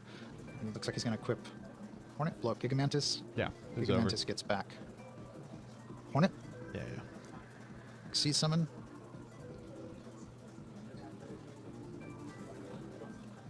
Oh, no, not an Xyz summon. I think Liao just scooped. I think you're right. That Liao is... All right, time for that all-important game 3. This could be over very quickly. Of course, it was that Starlight Road that really came through. I just don't get how people have fond memories of this format, man. Just don't understand. Maybe there's something I just don't get. Maybe there's something in the water, you know? But yeah, there's Macrocosmos again. This is looking familiar. This is exactly the start he had in the first duel. It seems that Rio's first hand is really good. Yep. Minagawa just passed back to him without making a play. Oh, sorry, I mispronounced his name, Minami.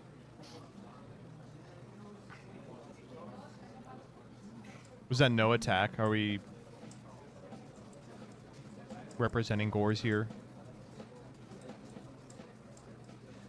I was about to say there were 3 key cards that came through for Liao in the first duel. One was Lagia, thanks to Rescue Rabbit, and the other was Macrocosmos, and the third was Starlight Road. Now we've seen 2 of those 3 in this duel. And he still has 3 face down back row cards. That's right.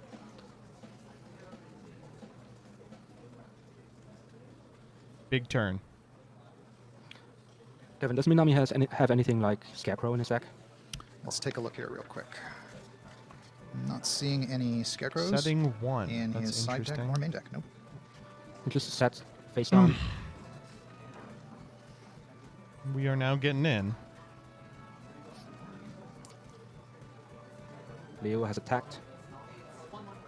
Can you Scarecrow under macro? That's a great question. With his normal monster. With 1900. I'm gonna go look it up.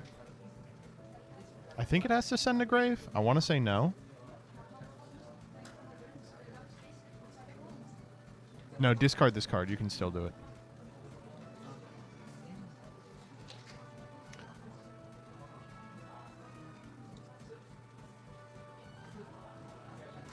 And dude, that's really sad. That was the match. Game over.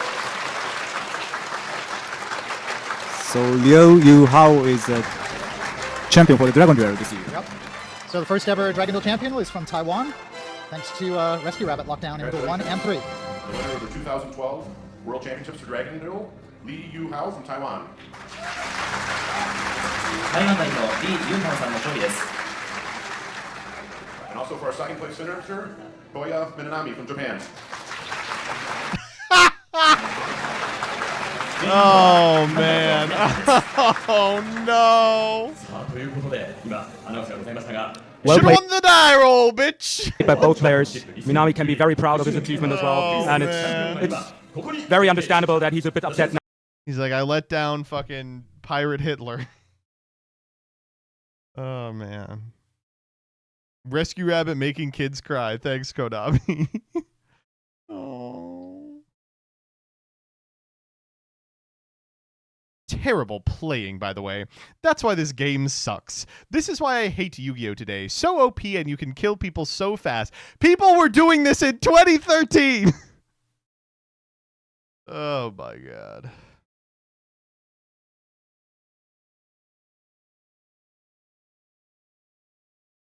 Oh, jeez. Okay. Whew. That one Deltarune video keeps coming up, and thankfully they put a spoiler shield on it, but gotta be careful when I'm scrolling. Gotta be careful when I'm scrolling. New Carly Rae Jepsen song out tomorrow? Let's go. Oh, it's in fucking an hour.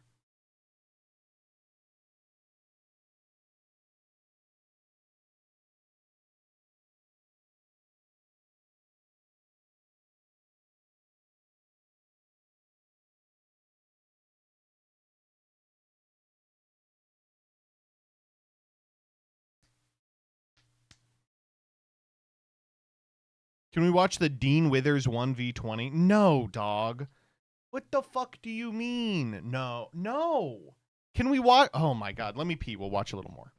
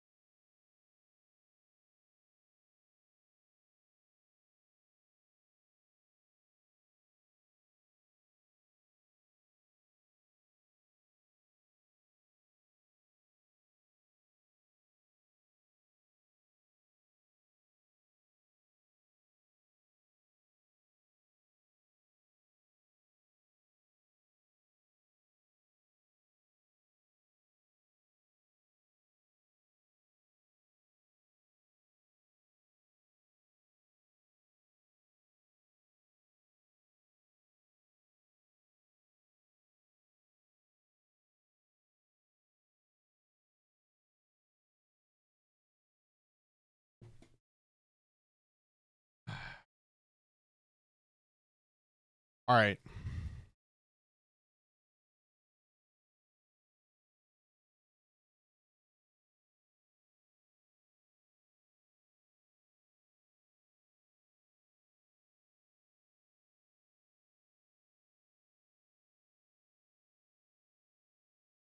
This is one liberal man versus 20 MAGA women surrounded, okay?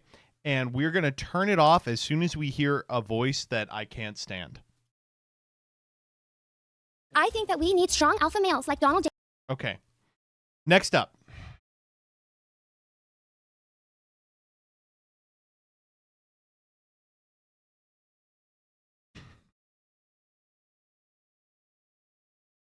All right, we will do this Team Sam one.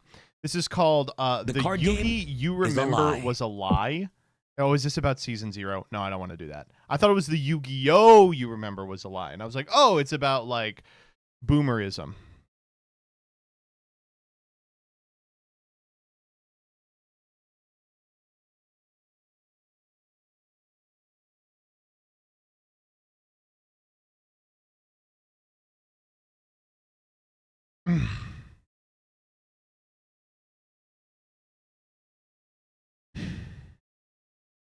Stop getting clickbaited by Team Sam.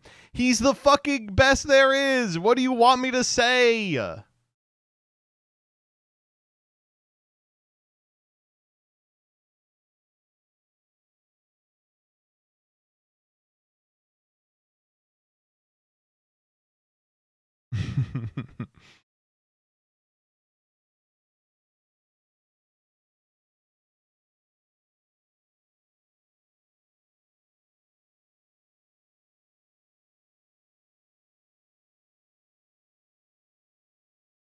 I'm scrolling, baby.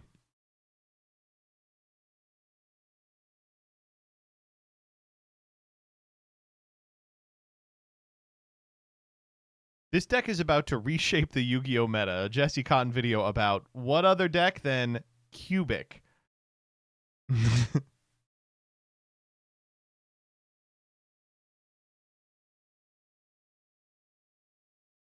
Yeah, sure, man. You know what? Whatever. I agree. I mentioned a couple weeks ago that I was going to be trying to so this LC video is Another really episode. cool, but it is about Magic the Gathering.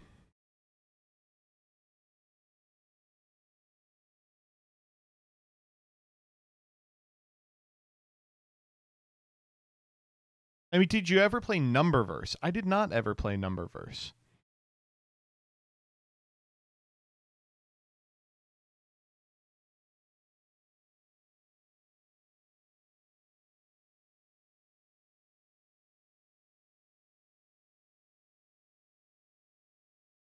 Okay, there's a couple more I do want to at least take a crack at.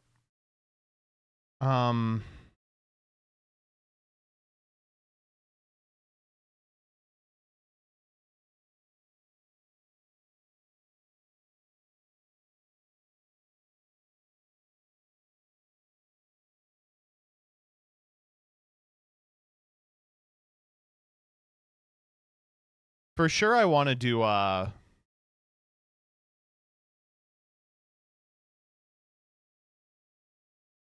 the first part of this Doug video called Learning to Love Competitive Yu-Gi-Oh! Again. That is literally just a deck list. But there is some discussion at the beginning that I think is interesting. And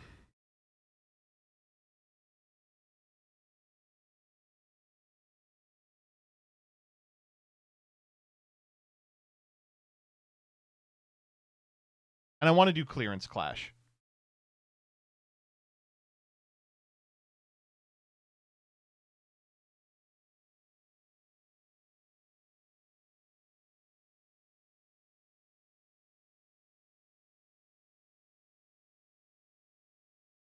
Clearance Clash the GOAT. I just like it because it's ridiculous.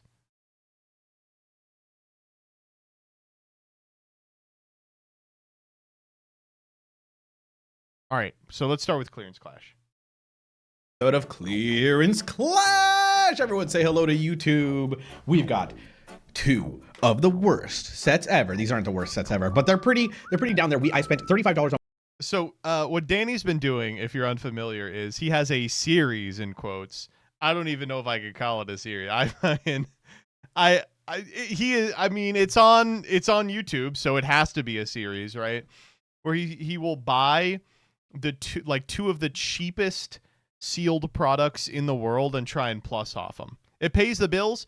I don't think 10K. I don't know if he made $70 off this. On both of these, Valiant Smashers and Maze of the Master, I found them for a pretty good deal, as in they almost paid me to take them off their hands. So again, my chat is going to bet on which set is going to make the most money. Let's do it. 63% Maze of the Master and 37% say Valiant Smashers. So let's see if who's going to.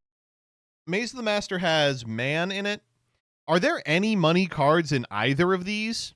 I guess there's like CRs. Win here. We'll start off with Valiant Smashers. I think that's a pretty good start because I think Maze of the Master is the more like, I guess a little more expensive set, but we'll see. Maybe I pull something good out of Valiant Smashers. Who knows? Like Memento in Tatsuno Shiko. QCR, it could happen. Pretty close there. Listen, we've had QCRs on the show. Logeth is a card that I wish whatever. was good. Flanks. These cards are a little curved, but it's definitely better than... Dude, this shit is pringling. Do Yu-Gi-Oh cards, for those of you who live in humid climates, do your cards pringle? My Alestral's cards pringled very badly. The new ones don't, but like the base set and Frostfall ones are just Pringles. Do your Yu-Gi-Oh ones? Yes? Damn. Maze of the Fardos. Daimano. Duralume. Oh, hey, Gravity Collapse. Hope they hit that. I love the angle here. He's like... Wake up, stand up, smash your foes. I'll smash my foes all right. Ooh, Angewitch. Okay, that's like a buck. That's like a buck. That's like $1. She's 23 cents.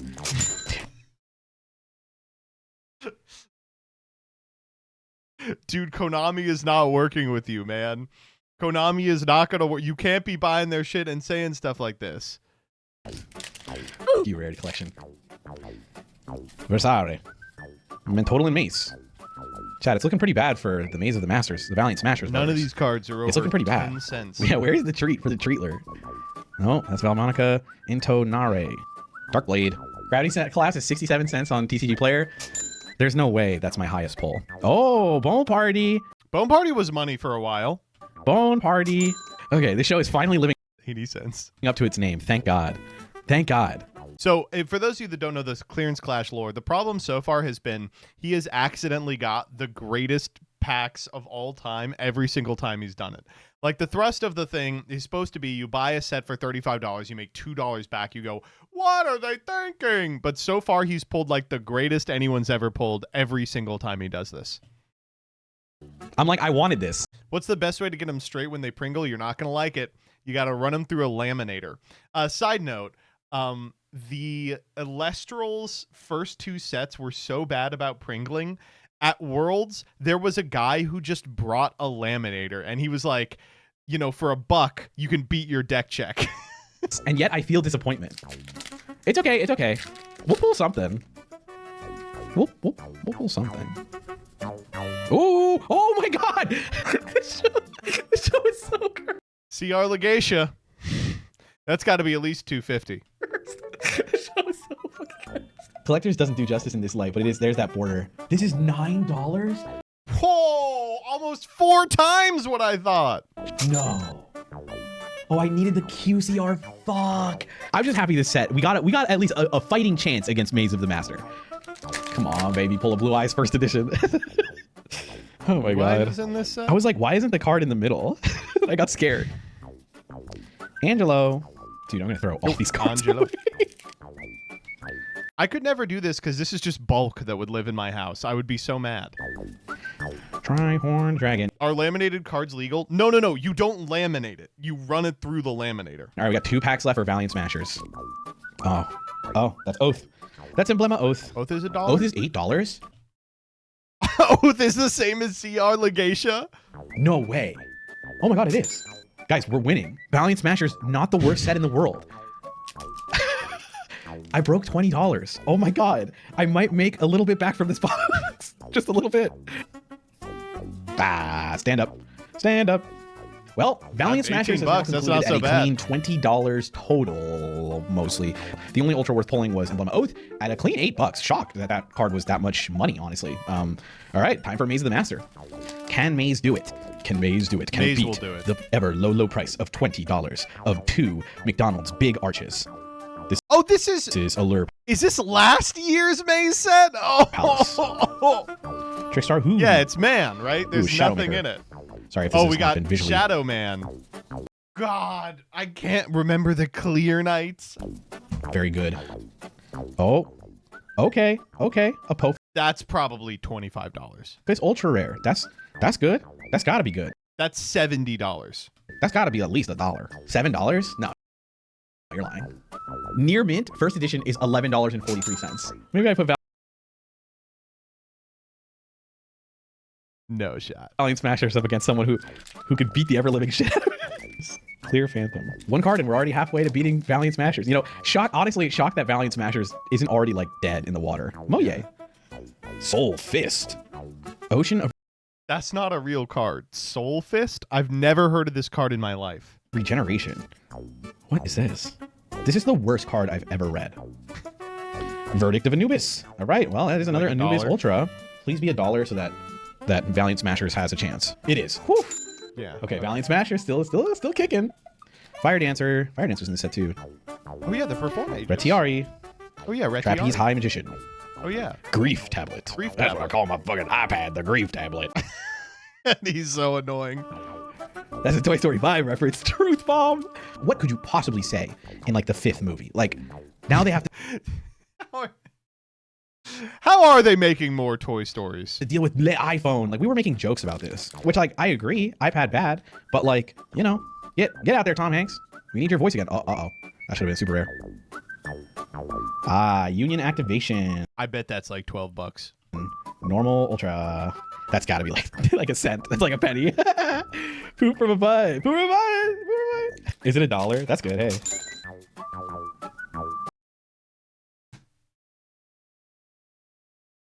Dude. Sus man with the mark. It's him. I have terrible news for you, chat. He's $5. I believe it. Trapeze Witch. We have 4 packs left. Can we beat it? Okay. Lux is a couple bucks. Dragluxion. Is Dragluxion worth money? Oh my god, he's $5? No way. Yeah, let's go. Dude, Maze of the Masters almost lost to Valiant Smashers. Apophis. That's money, right? It's Infinity Dragon. Another $4. All right, last pack. Let's see if we can end on anything funny. It's the Allure Queen. Well, your winner is Maze of the Master. It did eke it out, but it was a much closer battle than I thought it'd be. Tune in next Awful, dude, but I will be buying Sealed as a result time. of this. Suggest any boxes down in the comments below. Subscribe, and I hope you pull like I do. Please don't buy it. Don't buy these. Oh shit. Thank you to all my Danny, patrons. if you want to do the Legendary Duelist set, I have them, and I would love to give them to you for free. All right, let's watch a video from this guy's channel, Ben's Toasted Beans. I don't know if you guys have seen this one. This is called Daily Life with 1740 water bottles. Daily life with 1,740 water bottles. First, I need to drink water. Second, I take a shower.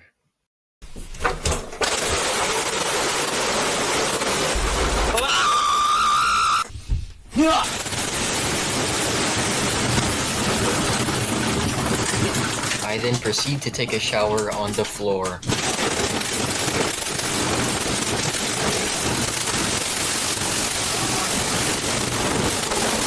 After 23 hours of showering, I go to bed. I like that this guy literally just has like 1,500 water bottles, and it's like, all right, just turn up the gain.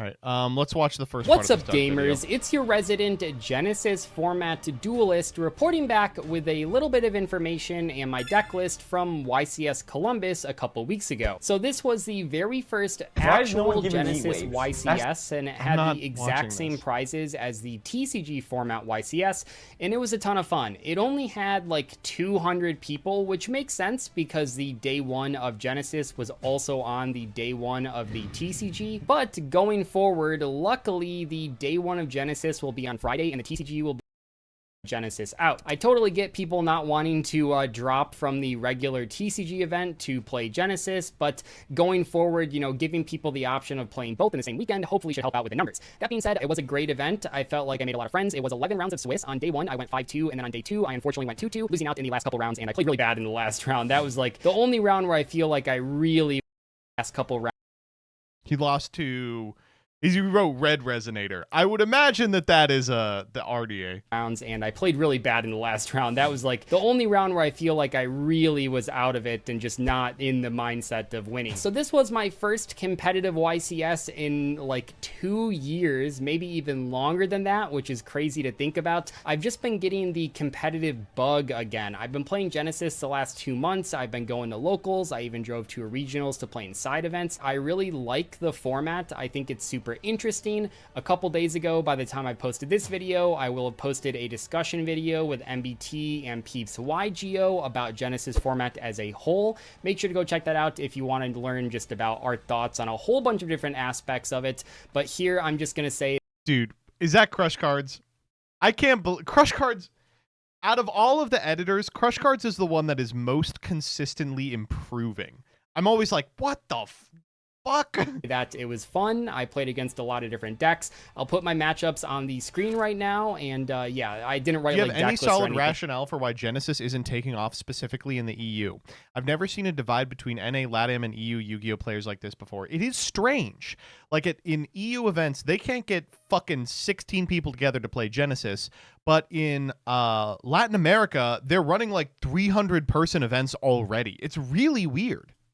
You guys don't need to hear about them too much. I would say just probably know the that reason every is that single EU round players I played against a are too different stupid deck to and or figure a out different how to version play of the it. same archetype. I played against 2 Monarch opponents, but one of them was on Domain, which costs a lot of points, so the deck lists were pretty different. I played against 2 different Cool Tune duelists, but one of them was on like an amalgamation of Cool Tune, Elfno, and Centurion, while one of them was playing a more conventional build. And then also I played against 2 Clown Crew, which were pretty similar, but the builds of their main decks were different. Even when I was playing against the same sort of decks, they were very different in terms of gameplay, at least. Yeah, I think Genesis format is great. I think it's the best format for playing your little pet decks, and you can see Like here, Exo I mean, I Sister. played against Madolche on day 2. That deck was crazy. It can search and add back Maxi. It's just so crazy. And then I played against like playing 50 for Maxi dinosaurs in the second to last round. It's just, I don't know. I really like the format, and I hope you guys can sort of get that if you watched that video from a couple days ago. But today, I'm not going to spend too much time rambling on. I'm not giving anyone any reaction content. I just want... He literally asked me if I would react to this video. All right, moving on. All right, this one Hey, is guys. from APS Amplifier, and I think it's probably the last one we're going to do.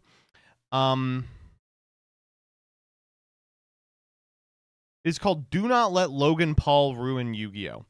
So I want to talk really shortly about like Logan Paul in Yu-Gi-Oh! He did a stream like a week ago. I think Ruxin did a video about it. Whoops, let's turn that off real quick. Ruxin 34.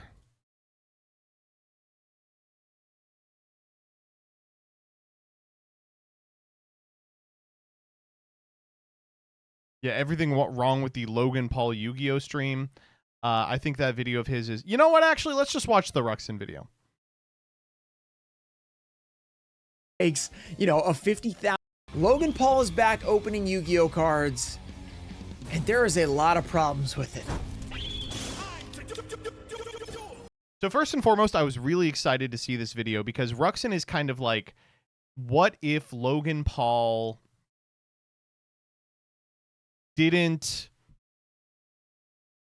do all of the evil things that he did.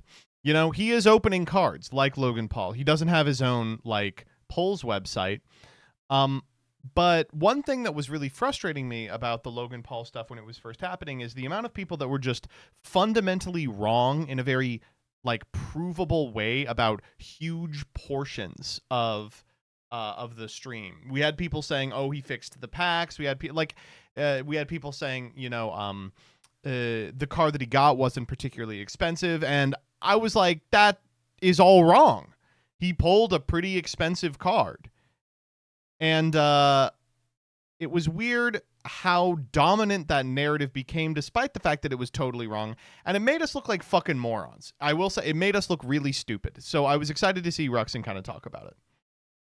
What's up, guys? We are back with another video, and I've gotten back from vacation. I recorded a lot of videos ahead of time to post while I was gone, and while I was gone, a big event happened, which was Logan Paul open packs for Yu-Gi-Oh! So several months ago, Logan Paul had posted about the $60,000 Blue Eyes White Dragon and the Legend of Blue Eyes booster box, etc., etc. And everybody. So you'll notice that he didn't put the sound on because there's that deafening chirp in the middle of it. Was freaking out because, oh no, Logan Paul's back. And last time he joined in Pokemon during COVID, he blew up their market, and now, you know, people are paying $400,000 for a reverse foil PSA 10 Gengar. So every Yu-Gi-Oh fan is like, oh no, not like this. Don't let our Molchanari Fuwalos now be worth $9,000 for a playset to put in our deck. Will that happen? We'll talk about that in this video, but there's a lot to get to. And I want to start off by saying this. There's a lot of misinformation going on about this situation of the Logan Paul opening 2 Legend of Blue Eyes booster boxes live on Instagram. Now, I was on vacation at the time, so I've heard about a lot of this retroactively. I didn't watch the stream live. I saw a couple of tweets, but as I'm going to talk about a little bit later, I don't use a lot of Twitter anymore. I simply get on there to share my videos and occasionally just see, you know, what's going on around here. So I hopped on during vacation. I saw, oh wait, something going on with Logan Paul. I'll figure that out later. I'm on vacation. I'm not thinking about Logan Paul right now. Well, I get back in there. There's still a lot of people talking about him. Like, okay, I need to figure out what's going on. I'm talking with some friends. And let's start here on Twitter, my least favorite platform. Logan Paul. So this is, if you've never heard of Logan Paul, he is a very large creator. No, who is he? I've never heard of him. Who is he? That over the years has made his money and his fame has grown from doing some pretty crazy stuff. A lot of stuff that is very distasteful in a lot of ways. And dude, I miss the Japanese Suicide Forest. That shit was very funny. Now he's part of WWE, he's pumped up Pokemon, he's done a lot of things that people don't like. I actually have never really watched him outside of that Pokemon break that happened in COVID, so I don't know a ton about him, but I know that he is very disliked overall on the internet. So it feels wrong for me to, I don't want to say I'm coming to his defense here, but there are a lot of really bad tweets about this situation that while Logan Paul is not like the guy I'm going to be like, he's awesome, he's amazing. I mean, I don't really even want to defend him, but I do want to mention a lot of things that people got wrong about this. So let's start off with the clip that got everybody talking. I did, bro. Oh my God. Logan Paul pulls 2 pieces of Exodia in seemingly the same pack, which... Joe Mylon, thank you for the sub. Can you give me a lesson in ethics? Yeah, just do whatever the law says. Obviously is definitely weird if you know anything about Yu-Gi-Oh! Old packs. You can only get, 9 cards in a pack, and most of the time it's 1 rare slot, including a rare, a super, an ultra, or a secret. Well, of course, there are error boxes where you could get multiple. There's always that chance of a mispackage, which is what it would be, but the percent chance of getting that would be in the 1 in a million or even lower, potentially. So, assuming that wasn't the case, how could he have pulled 2 ultra rares in 1 pack of LOB? So, if you were, according to Logan Paul, one of the 3,000 people at the live stream, it's very explainable, actually. I'm gonna go down here. So, he got community noted, he responded to it. If you don't know anything about Twitter, they will put these little notes down below to... Dude, and by the way, CNs are funny. Like, community notes are a funny thing to mess with people. I like when people will post something that's obviously a lie, and enough people hop on community notes to reply with, this is true, like wikipedia.com/truth, right? But they are not reputable. I don't know why they were like, yeah, we're going to put like a corrective note on posts, but the corrective note can be wrong. Like, what are you talking about? And frequently it'll be like streamer drama. It'll be like, I'll say like Big Fungler will say like Charles Jungus is a pedophile, and the community note will be like, actually, Big Fungler is a hypocrite because 2 years ago he said that pedophilia wasn't a big deal. And it's like, okay, so that is actually not a note. That's an argument you can put in the comments. Kind of like dunk on or correct misinformation on Twitter. Now, it's Twitter, so it's one of the worst platforms ever, and half the time they're wrong. In this case, they're triply wrong. They're wrong in every single situation. Exodia the Forbidden One LOB First Edition costs only around €90. First off, I don't care about your funny money. We'll get back to that. It is not really rare. we'll get back to that. This is not possible to obtain 2 ultra rares from the same pack in LOB, thus the video may be fake. I like how they say it's not possible, but the video may be fake. So it's like, how did they do it then if it's not possible? Let me get to all the points of this community note, all of which are fake. Or not fake, but just wrong. So we'll start with Exodia the Forbidden One First Edition costs only around 90 euro. If they're talking about the version he is opening, which is North American print, even a raw copy, even a damaged copy, let's just check here. So we're gonna get on TCG Player. You can also use eBay potentially as well. That's also a good place to find values. So here we can see Legend Blue Eyes White Dragon. You might see, oh, $14.99. That's gotta be it. We haven't done first edition yet. So here we go. He's opening first edition North American. So everything on TCG Player should be North American unless otherwise stated in the title. So here we go. If we see here, that's Japanese. This one right here is lightly played. That is a Spanish copy. So we're about 90 bucks. Okay, let's keep going. Then we have another Spanish copy, another Spanish copy, okay, so here we go. First North American print, damaged first edition. He just pulled this out of the box. It's not damaged. I mean, he did freak out a lot. I've been guilty of this. You pull a crazy card, you flip out, people think you bent the card in half. Usually it's completely fine. It's usually still in mint condition. Even if you bent the card in half, it'd be damaged. This got racist really quickly. $200. That's listed though, so you got to think about sales. But let's look at some other ones. Can we go up to the next condition? What about heavy play? That is a Spanish version, 350 for heavy play. Okay, that's a lot more than 90 euro. I know euro is a little bit stronger than USD right now, but let's go to near mint. Let's see what that's at. Let's get rid of that heavy play filter. Oh, $1,350. Okay, let's check out sales. Maybe that'll help because a lot of times the sales are a little weird to find for near mint. So let's look on here. Damage first edition. Someone did get one for 80 bucks, so maybe that's where they got that from. Mod play $400, light play $300. That actually seems really unusual for a very low price, but even then we're talking a lot more than that. So if we're looking at near mint, it's going to be hundreds of dollars for the Exodia head. All right, I'm on eBay TerraPeak, which is a price researching for eBay. It's an official eBay price researching tool, so you can see stuff that has sold on eBay and the prices. Well, if we check here, this 9 first edition sold for, if you're talking about graded, this is not a PSA 10, this is a 9, $2,100. We're looking at, if we look at PSA 9s here, we have another about $2,000. We have an 8 here. That's a CGC, which is a little bit weaker in price. We have a CGC. Wig me when you get the Southern card values one. It's about $465. That's actually a pretty good deal for a, well, actually looking at the card, is that dinged right there? That's a pretty weak 8 actually, so I see why it went a little lower. This one's $306. This looks like it's probably anywhere from mod play to heavy play, just looking at the scan, and that one went for $306. So we're all looking at more than 90 euro. Now, if we're talking about a European print, it could be that 90 euro print price, but he didn't open CGC. European. Gage, can you help me track down a Grail? I think you're the guy to do it. I really need this.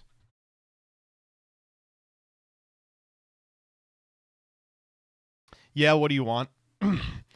I want any graded card. Ideally a Yu-Gi-Oh card, but any graded card from Southern Values Card Grading. This is a grading organization that existed for a couple of years during COVID. And I specifically want, I don't know if they have any in their most recent photos, but I specifically want their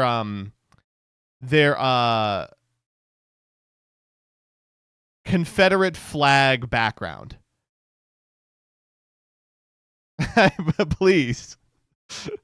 He opened North American first ed. So, yeah, so that's already incorrect and definitely a low ball for any sort of first edition LOB Exodia, even close to near mint. Then it is not really rare. That's subjective on what you think rare is. Rare is not all about price. It is about pull rate, etc. But the price to get into pulling that, like if you buy that LOB box, which is going to cost you 40 grand, 50 grand right now, you know, you have to open 5 of those boxes on average to get an Exodia. You know, 5 times 40,000 is 200,000. That's a lot of money. Now, you might say, well, the Charizard base set, that's a really funny example because a lot of times in those base set boxes, you pull a Charizard in one box. So they're actually less rare per pack. But the fact that you have to pay, you know, 300,000 for a box makes it pretty rare in that respect, right? So this is very subjective on what you think rare is, but I'd argue that that is pretty rare when the barrier to entry with that price is pretty high. Then finally, we have this is not possible to obtain 2 ultras from the same pack in LB. It's not possible outside of an error, which is correct. Thus, the video may be fake. So now, how do we explain? How did he pull 2 in there? There were 3,000 people in the live. Okay, let's just take a look. All right, let's take a look on what he said. A PSA 10 Exodia Forbidden 1 is valued around 8,500 on a card ladder. I've never heard of card ladder. This might be some sort of price charting thing. Not a big fan of those because they do require a certain amount of sales and stuff like that are public because Yu-Gi-Oh just doesn't get a lot of sales, right? There's very few sales compared to Pokemon, so they can't do like the average of the last 5 sales or whatever because the last 5 sales might have been over the last 2 years, you know? So they can have pretty wild price swings. Now, for his value at 8,500, this actually is a pretty low price for the current market of Exodia. Now, before the big boom, it was about a $4,000 to $5,000 card, so it's higher than that in PSA 10. But I actually personally sold mine for a lot more than 8,500. I know others have been posted on Instagram for sales as well, up to I think $14,000 for an Exodia head. I think one was wavy, so one was glossy at the peak. We may have already hit that peak and may be coming back down. Whether or not you agree with graded or not, like that's just the facts of what they're selling at. So this 8,500 is actually conservative for a PSA 10. Now, he didn't actually pull a PSA 10 pitch. He still has graded, obviously, so it's not worth that max price yet. But if he does grade it, and now with PSA being really hard to grade and really expensive, he is gonna have to add that cost in. But this is somewhat fair to say, okay, if it gets in 10, it could be this expensive. Now, here's the big one that everybody seemed to miss. We opened all the packs and put all the hits together in one pile, which is how we got 2 ultra rares back to back. This is what I personally call a mega pack. I do these on my channel all the time. I don't do them with Legend of Blue Eyes because I'm not rich like Logan Paul, but I do them with the new sets because they're a lot of fun. It's the TikTok version of an opening. It's like, okay, here's 100 packs all at once in 1 minute. And it's just like the pure adrenaline rush of the best possible pulls all in a row. And that's what, this is the rich guy version of that. He takes, a $50,000, $40,000 box and makes a mega pack out of it. And because he did that, he got 2 ultras, which is normal for a booster box. So it explains it. And everybody who was at the live, or at least a couple people I know that were at the live, corroborated that's what he did. He made a mega pack and he pulled them all together. So there's a lot of tweets that are kind of, talking about that. So there are a couple like this. By the way, I'm not trying to like dunk on anybody that was wrong, because if you just saw the clip and you're a Yu-Gi-Oh fan, you might be like, okay, yeah, that doesn't make a lot of sense. But I do want to put the correct information out there, okay? That this is what actually happened. All of the tweets out there, which there are a lot, are not right. And as someone who has been very frustrated with the Twitter platform and how people just seem to pile on, and this is a guy, that we can all agree that probably deserves to be piled on a lot. He actually thrives with this kind of stuff. So us piling on with misinformation is actually just making him look better, because he's This is like the really, really important part of this, I think, is that he wants us to be wrong about this. If it turns out that if his argument is that all these haters are against me and they don't know what they're talking about, and then a bunch of haters go against him and don't know what they're talking about, well, actually correct when he's correcting the Yu-Gi-Oh people. The Yu-Gi-Oh people are the ones that are sounding wrong and are wrong. So then the guy that's like, just baiting about half the time is correct when he responds to us. So please, just when you're making a tweet on Twitter, make sure you're correct. If you're trying to dunk on somebody, and then don't go to the fucking CN and write something that's more familiar with Yu-Gi-Oh talking about this, and Logan Paul might be that dumb. And it's like, yeah, he's just an idiot. And like, it seems like this person might not be super familiar with Yu-Gi-Oh. So then you kind of can forgive him. At the same time, they're like making this dunk tweet about something they don't really get, obviously. Apparently first ed pack, apparently first ed packs. So they don't really understand. First ed packs only have 1 slot for rare higher, so it's basically impossible to pull 2 ultras. The basically is a good word there, because it is not impossible. It's basically impossible. 2 ultras in the same pack unless it's a factory error, which means he probably faked the vid. This is something that I he's like, apparently, maybe, probably, it is fake. That people could see Logan Paul doing, and maybe he would fake a video. It wouldn't shock me. But this was live streamed to 3,000 people, which is a lot of people. It's a good amount of people. And even then, the cards aren't worth that much anyway, as the actual valuable cards are meta cards. This is another thing I'm going to get to. That is just cards people play the game with. Yeah. It's not true at all. That's really weird. It's like there are times when the valuable cards in Yu-Gi-Oh are meta cards, but they are very few and far between, and they're some of the worst times in Yu-Gi-Oh. Far and away, the stuff to be collecting is old ass shit. This whole tweet is wrong. Sorry, Rylokin68. I'm not trying to dunk on you, but this tweet is incorrect. Could have been Rylokin67. Which means 38 other people either believed it or were swayed by it. So I'm just trying to put the correct info out there. He made a mega pack. It's possible to pull 2 ultras because most LOB boxes you get 2 ultras. Sometimes you only get 1. I've done it myself. It hurts a lot, by the way. Here's another one by the Poke Plateau. Remember, guys, don't harass anybody. Be like, you're an idiot because you were wrong. Everybody's wrong a lot. I'm wrong all the time. And Pokemon players specifically are wrong frequently. I just want to get the correct info out there. So the packs were messed with. Ultra Yu packs come with the common, uncommon cards. The last card of the pack was the pull. Yeah, this is another thing. They were all hollows in the mega pack. So it was kind of obvious, if you know what a mega pack is, that they were hollows and rares only, and there were no commons. And this is another thing. There are no uncommon cards in Yu-Gi-Oh. That's a Pokemon thing. There are short printed commons, which hardly anybody knows about. Gezi TCG's a big fan. He's going crazy right now. But there are no uncommon cards, and the entire mega pack, if you did it correctly, would be rares, supers, ultras, and secrets, or maybe no secret because they can be 0 in a box. So it's either a rare, super, ultra, and secret, rare pull. Yeah, so this I love right Ruxin here, saying that 38, is but all it you was would get in the mega 3800. pack. The video shows Yogan pulling. He don't have pulling 2 internet. ultras in the same pack as possible in early Yu-Gi-Oh packs. Impossible outside of a factory error unless he's doing a mega pack, which is 24 full packs. So another thing that is a little misinformation here. Also, there was another community note on his response, which says, as of writing this note, there is no Exhibit Forbidden one available on Card Ladder. I don't know what Card Ladder is. It must be some way of tracking prices, and there may or may not be one, which is kind of the problems I was talking about with Yu-Gi-Oh. Like, look at this fucking community note. It would be kind of Mr. Paul to screenshot and link the card next time. That's not a community note. Come on, that's a fucking dunk. It must be some way of tracking prices, and there may or may not be one, which is kind of the problems I was talking about with Yu-Gi-Oh using those kind of apps, because there aren't that many sales, especially not publicly, because Gage, you're pro Paul on this argument, right? I know you're a big fan of Logan Paul. A lot of people that know each other are like, hey, you got Exodia, I want it. They sell it to each other, PayPal or whatever, and it doesn't go on eBay because eBay takes 15% or whatever, so it never gets noted on those apps. So it can completely miss that stuff, or at the very least, non-accessible to non-subscriber, which could corroborate or disprove such a claim. It would be kind of misspelled a screenshot link to the card next time. So they're asking for proof. Yeah, sure, proof is great. Yeah, I guess this is a fine note. Technically, yeah, it might not be on Card Ladder right now, but that doesn't mean he was wrong about the price. He was actually wrong. He was actually low on it. So that another interesting community note. This one was completely wrong. This one's a little bit better, but whoever's doing the community notes, like Twitter, the whole problem is people just say things that are wrong, and the community notes are also doing that, which just makes it worse. And then people are like, I knew I was right about Logan Paul. He is an idiot. And it's like, yeah, but that's not.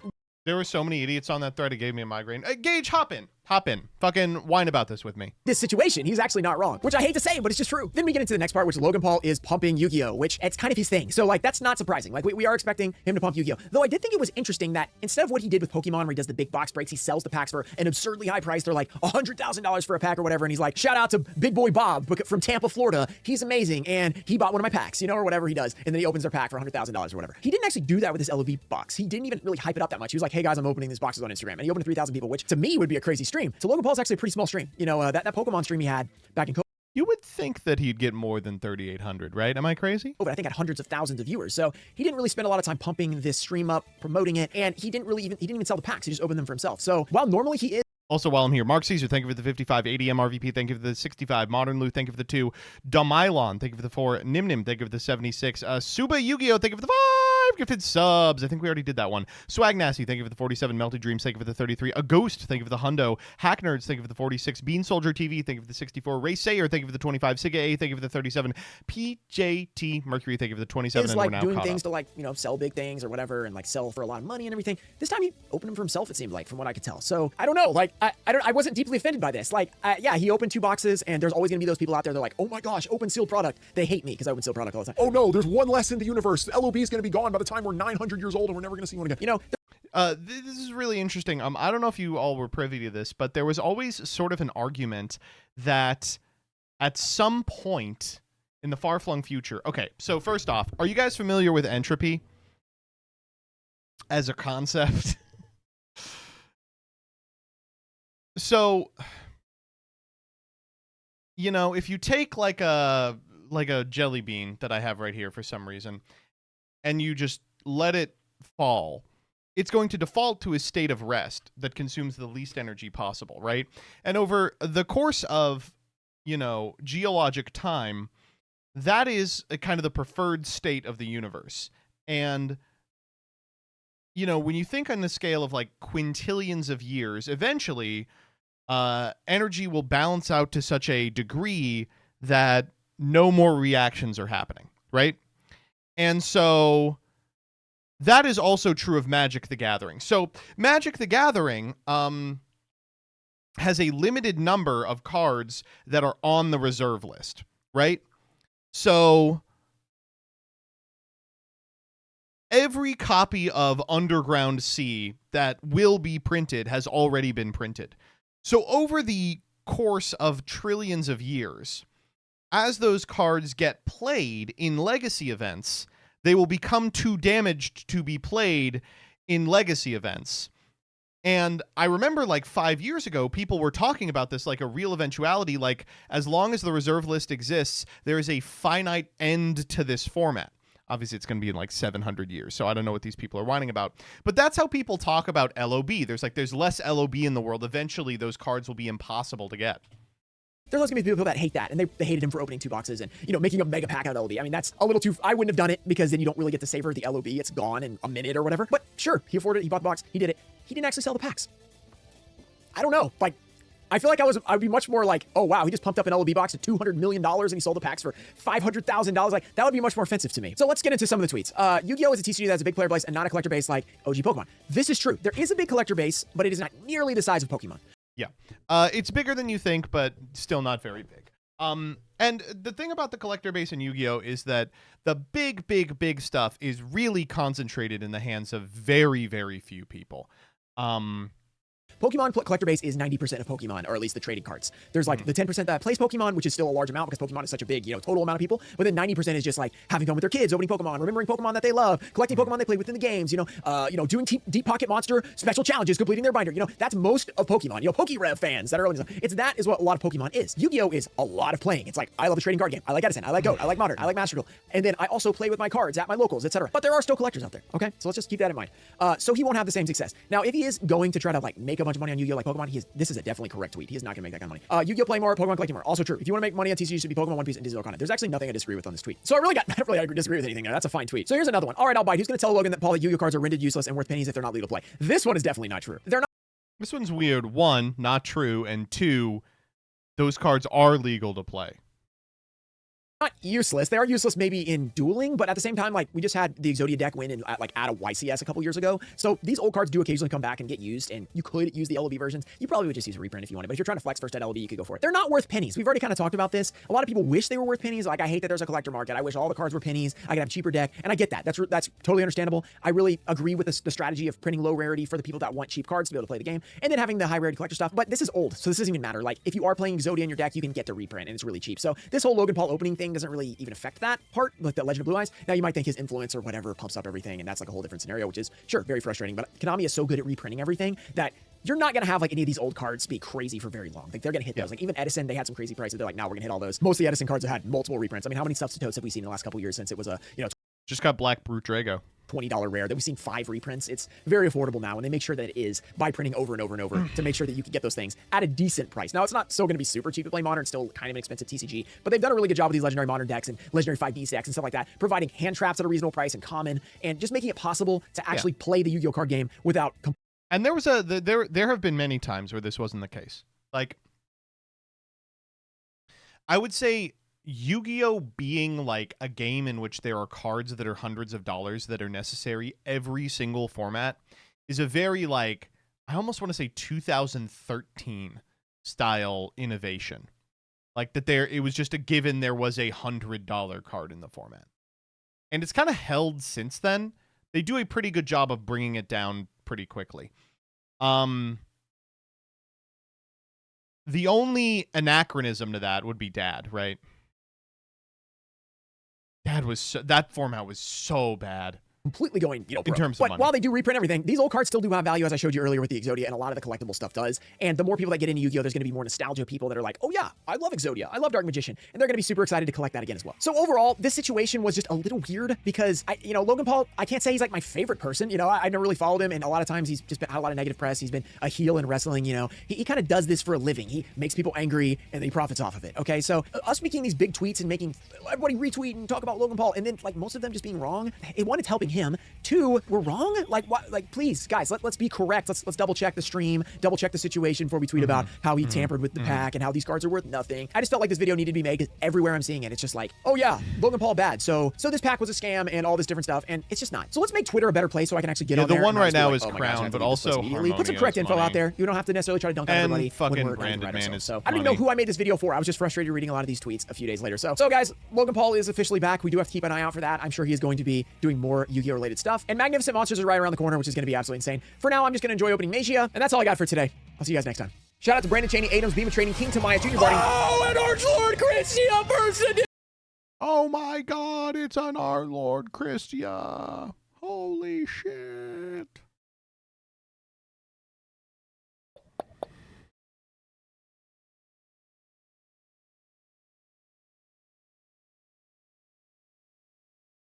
I do think it's funny that this video is titled Everything Wrong with the Stream, and then it's us. It was like, yeah, the stream was fine.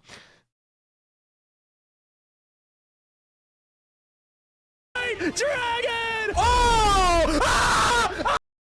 Damn. Leave a like? Of course I'll leave a like. All right, I think I'm just about good on the Yu-Gi-Oh portion of the stream. I'm going to do a little bit of variety today. It's been a real small stream, but that's what happens when we take our smallest stream and we move it to a day that people can't make it at a time that everyone's asleep. For our bonus game today, we are going to play a little game called Real Tiny. R-E-E-L Tiny. Now, what is Real Tiny? Well, friend of the channel asked me to play the game, so I'm going to. It is a fishing game. And I demand something of all of you, which is I demand that you wishlist this. You don't even have to buy it. I don't think you can buy it yet.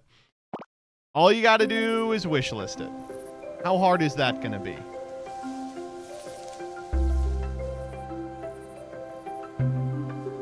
All right, I'm going to even put !real in the chat. All right, you need a little bit of what we call in the business coercion. Fine, how about this?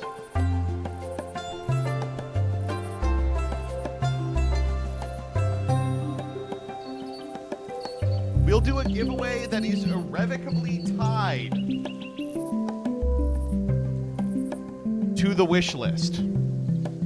So here's how this is going to work. We are giving away a beautiful kill button hat. It's got all three of us. Available now on pvarmid.com for all your Will of the Council fans. To anyone who is in America and wish lists the game, I'm going to need both of them. Please make sure that your name is the same on Steam and on Discord. If it's not, when you type !raffle, also type in your stream name. I know, or your Steam name. I know that sucks, but you know, here we go. All right, Americans only. We'll pull it at the end of the segment. Here we go.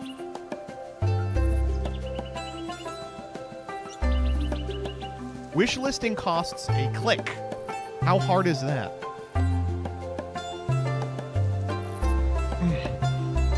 Game's loud. I bet it is. Let me turn it down.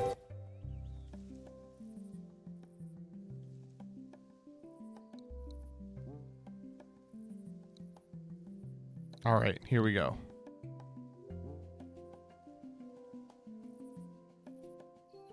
Where do you think I should be? Maybe up here? Yeah. We got to get that loading animation. Oh, yeah. Oh, yeah, this is what I'm here for, baby.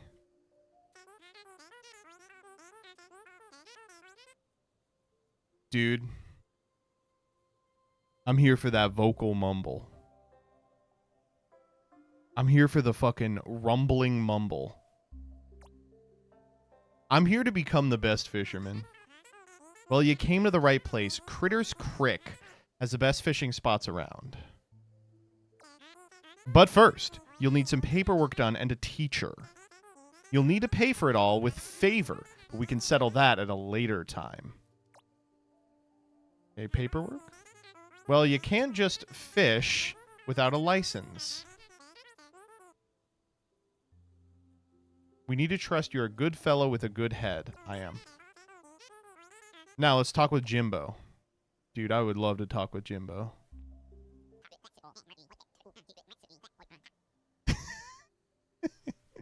I like how Jimbo sounds. Jimbo, can you help teach a new angler? Another one, but I done just woke it up. Great, keep talking with him. He'll be your teacher. All right. Percy the town clerk. Gotcha. Uh-oh, there's a sprint button. My ass is not doing anything but sprinting. I'm gonna walk. You're already walking pretty fast. Is there a jump? There's not. Oh, I found a little nugget, though. An acorn. Ooh. There is a collectathon element. You know me. They're calling me Banjo. They're calling me Kazooie. I'm collecting all day. Then I take a pooey. I can see one back there. You ain't slick. Get over here, motherfucker. Dude, I'm killing it. Bet there's more over here. I've already decided to totally forego the main thrust of the game to look around for the golden acorns. Oh! That's a different guy. Hello. How you doing? You're trying to pass by? Oh, okay, all right. I need jiggies to get past that one.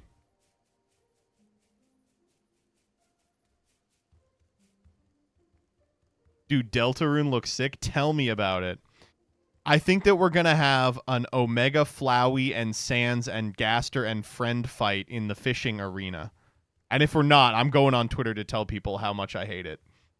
All right, let's talk to Jimbo. You want me to talk to Jimbo? I'll talk to Jimbo. How hard is that? Okay, so I said that and then didn't talk to Jimbo.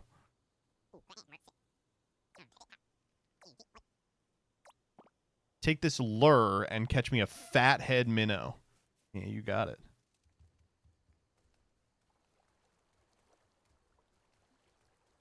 Time to fish. What do you think a fathead minnow looks like? There's a dead deer in the water. I'm just All right, here we go. Wait for a fish to bite. They'll bite. Oh, I'm liking the look on that one. Fuck you too. Let's go. Okay. Keep the fish inside the circle. Okay, I think I got it. Yeah. I figured this out. Oh, it's turning red. I got him. And I got a fathead. Open your inventory to check out your caught fish. Looks good to me. Bring the fish back to Jimbo. No difference between this and Big in Sonic Adventure 1. That's kind of ideal, right? We've expanded the Bigiverse into a full game. Please catch Froggy. He's on his way. Good catch. Very good. You're a natural. Oh, come on. Is what I would say. But any old kiddo can fetch a few minnows. Fuck you. Red Belly Dace. Open the gear switch menu and switch the lure to the fuzzy fly. I only have one rod. All right. Let's go. Froggy.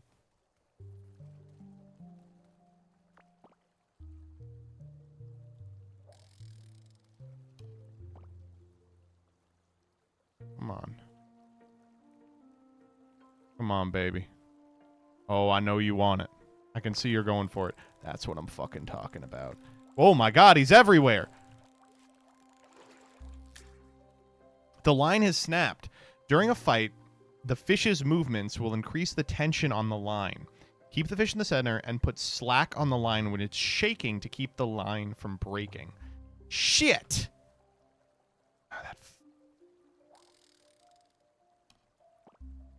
Oh, we threw that way too far out. That's a good cast. Yeah, that's what I'm talking about, baby.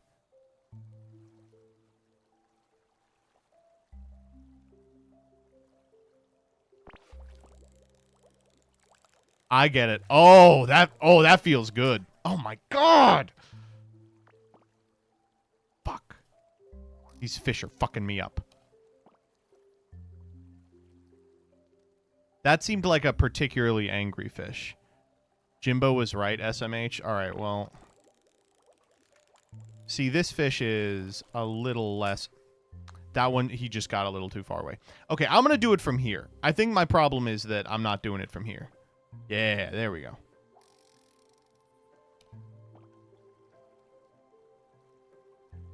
Come on. Come on, asshole.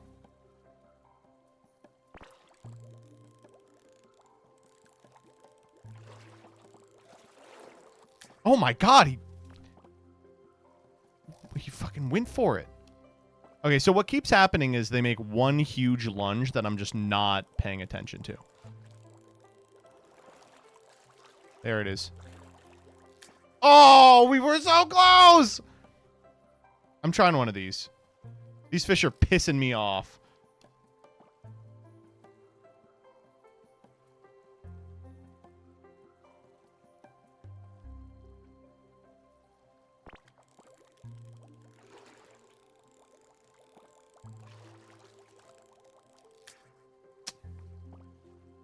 Okay. I'm going back to these. We were closer here. I think it's just going to require me to get good. God, we were really close. It didn't even snap. I'm realizing it gives you the prompt when it snaps. He just got out of the hole. Come on! Dude. How am I so bad at this game? I got it. I think I'm pretty far away from the relevant fish here.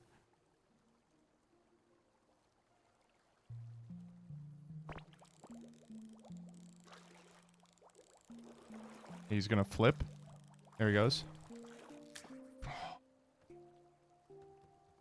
I feel like I'm really close on these. I thought you were a fishing guy. I like fishing. I'm not great at it.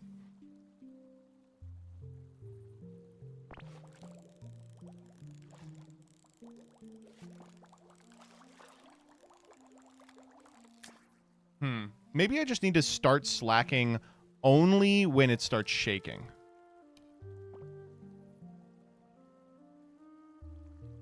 Let's try that. Because that's what it told me to do. Oh, that one he just got out of my reach here. This is the one. I'm feeling it.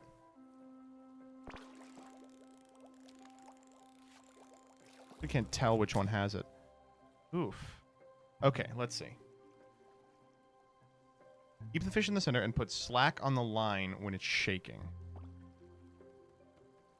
This is the one. I'm actually feeling it. This is the one.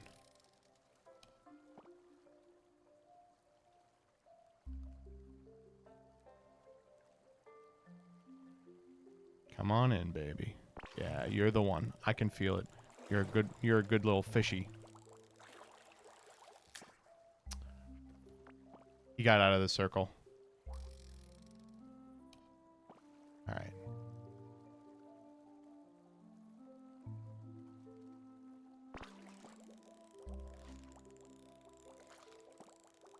Dude, he's going out there.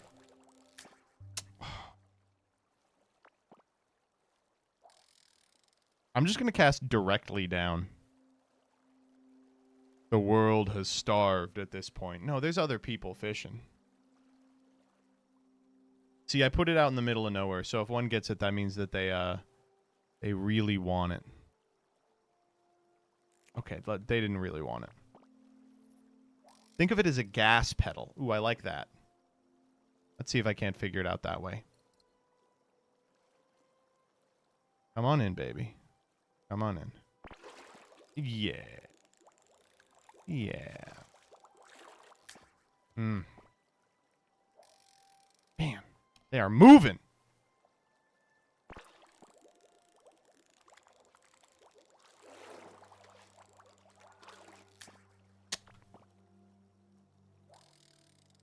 Fishing is such a relaxing pastime, even in game form. I am enjoying it, despite the fact that I'm horrendous at it. Maybe I should be releasing it a lot.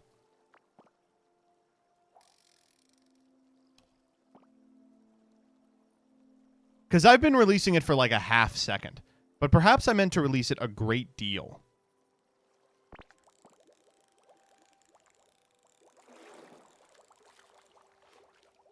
Oh my god. I feel like a moron! Are you kidding me?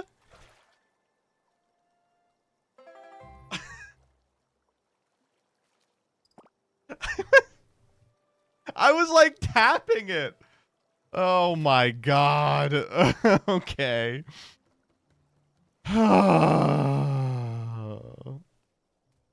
Finally. Okay. All right. Okay. I'm a good fisherman. Okay. I'm going to bring this shit back to Jimbo. All right.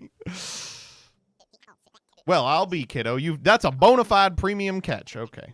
All right. Give me the license. Let's go to town hall. You got it.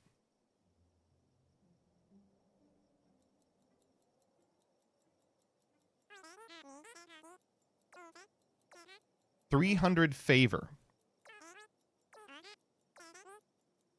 All right, let's go talk to people. I'm going to the soggy scrapyard. Oh my god. I guess I'm not going to the soggy scrapyard. Oh, it's like discarded items.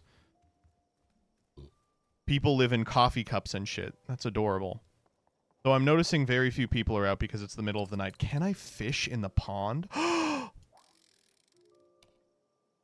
Oh, yeah. That's what I'm talking about.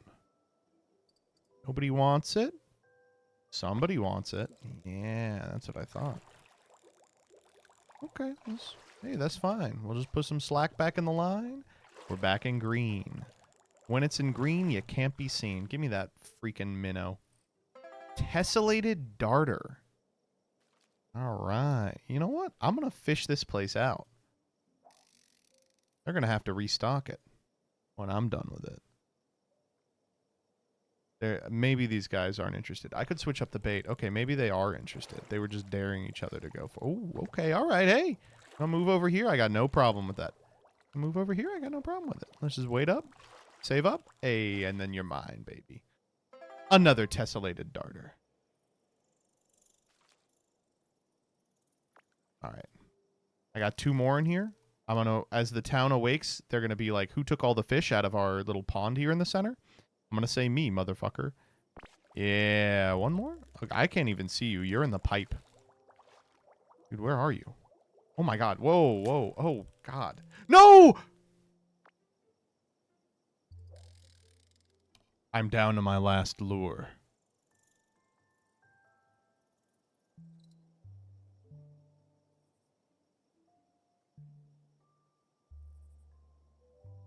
They don't want this one.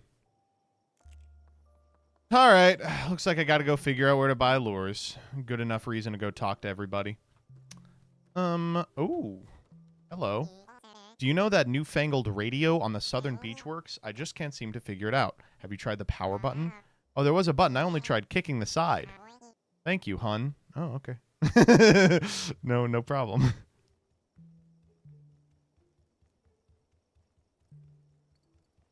All right, what are we fucking with?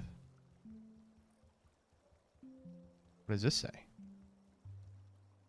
No. Let's go this way.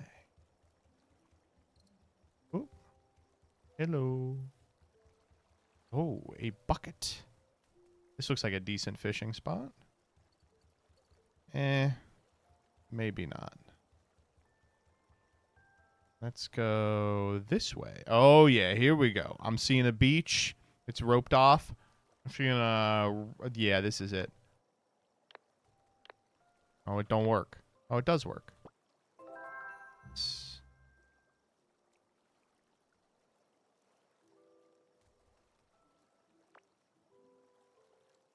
I like the look of some of these. Come on, baby. Daddy needs a new fish.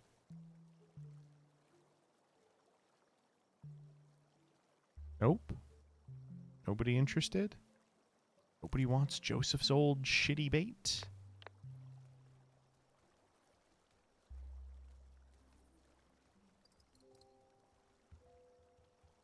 Oh, when those fish came back, they respawned. About to lose the last lure. I probably shouldn't play so fast and loose with my last lure. What can I get for you, hon? Oh, ooh. Give me some smoked fish. We're out. We're out of that, too. When I was your age, we didn't have none of those fancy fishing rods. Ask Jimbo. His father would catch the biggest fish with nothing but his bare paws. All right, hey. Okay. Well, I am selling fish. Yeah. You know what? Let's talk. Why do you run 2 shops at once? Double the shops means double the profit. That is not how that works. I'm the one with an MBA. Scrap of paper I found floating in the creek makes me good at business. I'll do the buy. Let's do the buy. Yeah. Gimme the lures, baby. I have no money. Okay, it looks like we're going to sell. We have...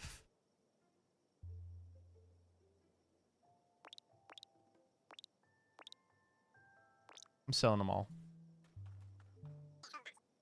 Let's talk. You got any siblings? A few. You get it then. Get what? How hard it is to make 87 birthday parties in a year. You have 87 siblings? That's right, and I was the favorite. Okay. Let's request. Something new for you. Okay. And let me buy. Yeah. Okay. So we have a nice rod. I'll take earthworm chunk. Yeah, that seems nice. Let me get one of these. Let me get the lively larva. Oh, I already have one of those. Fuck. Fuzzy fly, jitterbug. Okay, let's go. Now we've got tons of bait. What do we got up here? Bridge under construction. 600 favor. No, sorry, I don't have any money at all. I actually do have a pretty significant amount of money, I'm realizing.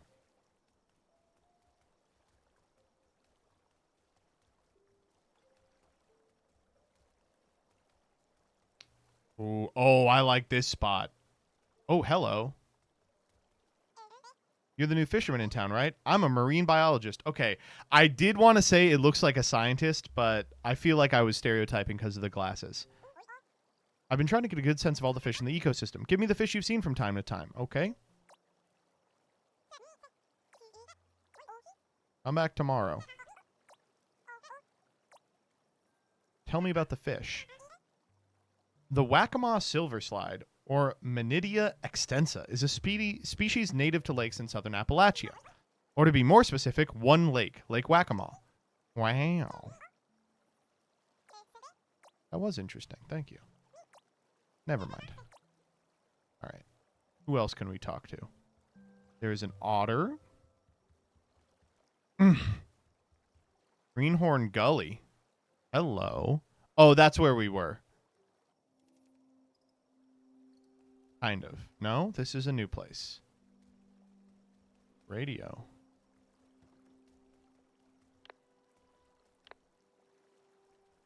Bush secure. Here's an acorn. Let's go. Let's do a little fishing, you know? Oh, yeah. Oh, man. Oh, hello. Calming stuff so far. Yeah, go crazy, baby. You ain't getting away. Fathead minnow. Let's go. I'm chilling. I'm chilling. Oh, that was a shit-ass cast. They'll get to it, though. All right. None of you want the bait? Hey, no problem. I'm mad. We can switch bait.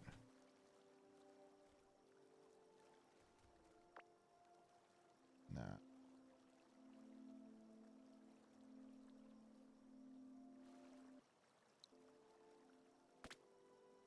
Go to Fuzzy Fly.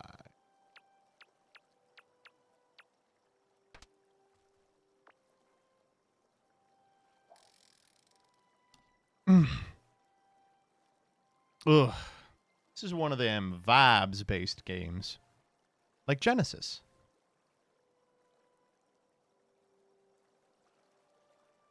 No one wants the Fuzzy Fly either? Fuck off. I'll give you a couple more seconds. Nope. Alright, we can, if you want me to switch it again, I will. Tab. Perhaps the jitterbug?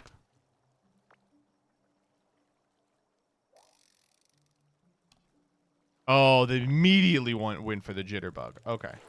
Oh, hey, whoa. Let's calm down here. Whoa, my God! And it's gone! All right, we are not going to make that mistake again. That was that was disastrous.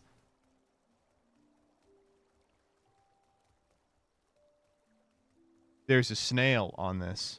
Can I talk to the snail? I can. Ziggy the snail. That's me. Pleasure to make your acquaintance. I'm Ziggy. I'm the fastest mode of transport. Okay. He's the fast travel guy. Okay.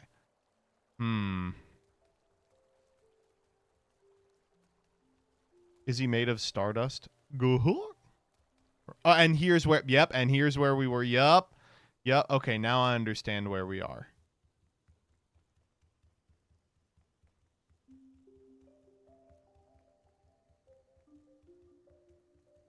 Jump. Jump off. Ah. I can do it.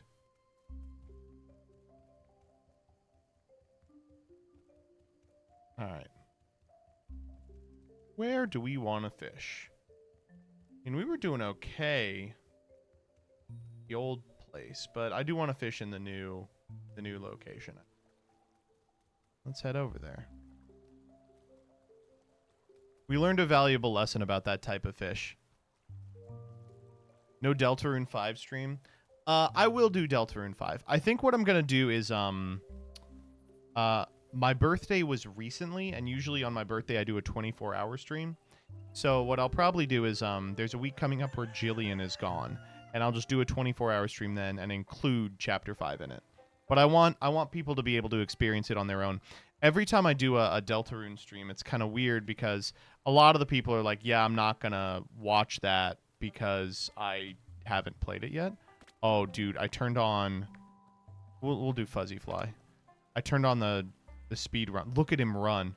Holy shit, that's stupid. Oh, my God. Oh, hello. Is there something up here? Maybe not. Oh, it's Ziggy. Nah, I'm good. I need to see Leah Asimov play it first. So one of the things that people were whining about was there was like a jump in difficulty, but it is almost nothing. Like compared to any RPG, it is not a noticeable jump in difficulty or particularly difficult at all. But the whole time I was playing it, I was like, this is going to fucking annihilate Leah. She is so fucked. Hello! While we're here, let's do a little fishing, huh? Surely you want the fuzzy lure.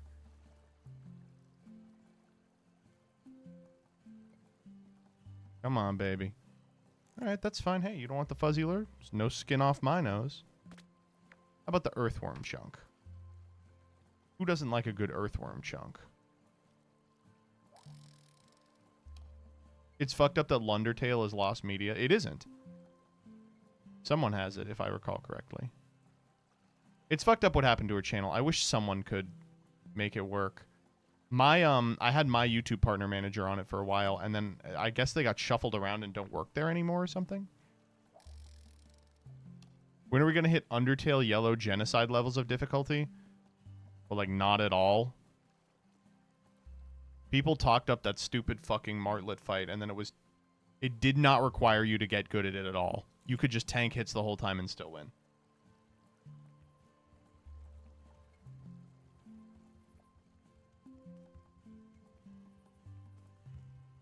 Oh, man. All right, I'm going to the beach each. We were having a pretty good time here at the beach. I'm going to see if anyone here... Yeah, there's a lot of fish here. Surely one of them won't be picky. All right, eat my worm. You can actually tank it. No, you do have to be okay at it. But there's a lot of attacks. Like, in the Sands fight, for instance, I felt like I had to get good at literally every single attack. Like, I was like, there's not an attack I'm allowed to be bad at. And in that fight, there were multiples that I was like, I have no understanding of how to deal with this attack. I'm just tanking it. And that happened. There's just a lot of them. All right, no on the earthworm chunk. Well, we know the fuzzy fly works here, so let's run with it. Oh, yeah. They all immediately were like, well, hold up. I didn't know there was going to be a fuzzy fly at the function. Yeah, that's what I thought. Hey, babe. Oh, my God. Oh, my God. Holy shit. Come on. You are on the land, dog. I could just reach down and pick you up, but I won't. I'll do this instead. That was... Oh, it's a tessellated darter. Okay. I'll run it again, baby. I know you guys like this thing. Come on. Yup. Immediately captured their attention.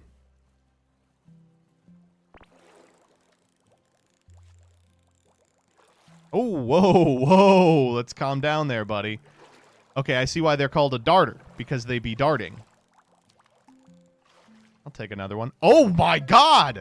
That's a huge one! Holy moly! All right. I want to fish this place out. These guys are cool.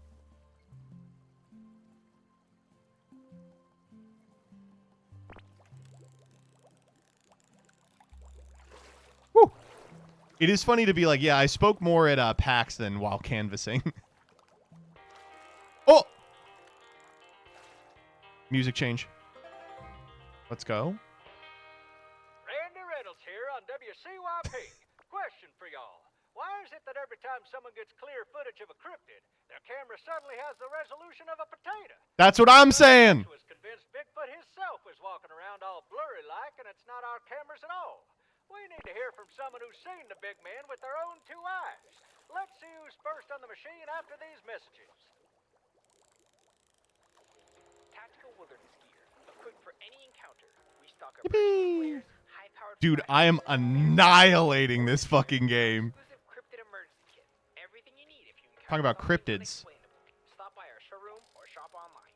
Tactical wilderness gear. Hope for the best. Prepare for everything else. Free shipping on orders over $100. Come here. Hi, Randy. It's Maury from Huckleberry Knob. Look, I've been hearing soft knocking inside the walls all night. Not squirrels or nothing. A knock, clear as a baby's teeth. And this morning, half of my socks Got him. are missing. And Dude, by he was half, out there. one sock from each pair. It's the small ones you got to be careful about. What's more, This is making me want to fish. Dude, me too. Last, could be a mouse, but I ain't ever heard of no mouse pulling pranks like that. Those vermin are after my food. What do you think, Randy? Should I be concerned? Or is it just my youngest acting all mischievous? Maury, what a story. more, what a story.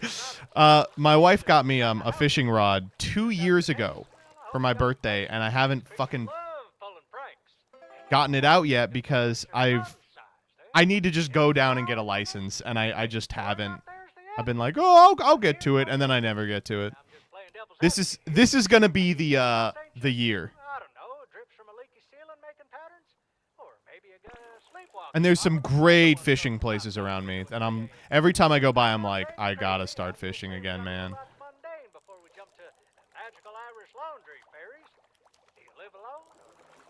Boom. All right. I'm getting this last one.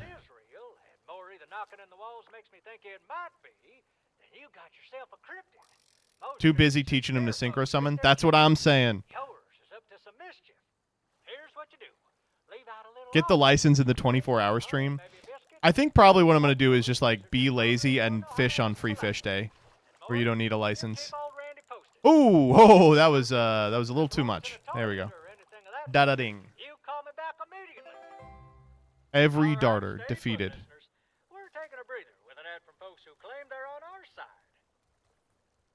Prepper's Paradise, your one-stop shop for emergency preparedness. We stock MRE. All right, let's go sell. Sell. Hi, Shrew, selling some fish? Yeah. Dude, 240 on that biggin. 251 on that biggin. Okay, we are not fucking around with no minnows anymore. Holy shit. Okay, how do we pay back that guy? Give me the better, give me this. I want that. And I want another jitterbug. And then I'm good. Here, I'm going to go talk to, God, I love the movement. Hello, you. You know what? It's time for me to pick up a new hobby. How about fishing? Me fishing? I'd find a way to screw it up. I'm terrified of small, slimy creatures, especially ones of an aquatic nature. See you around. Everybody gets sad sometimes. What could make a fish feel sad? Getting caught? Oh, this guy's kind of sad. Ooh. All right, where's my... Oh. Let's go. I almost missed that one.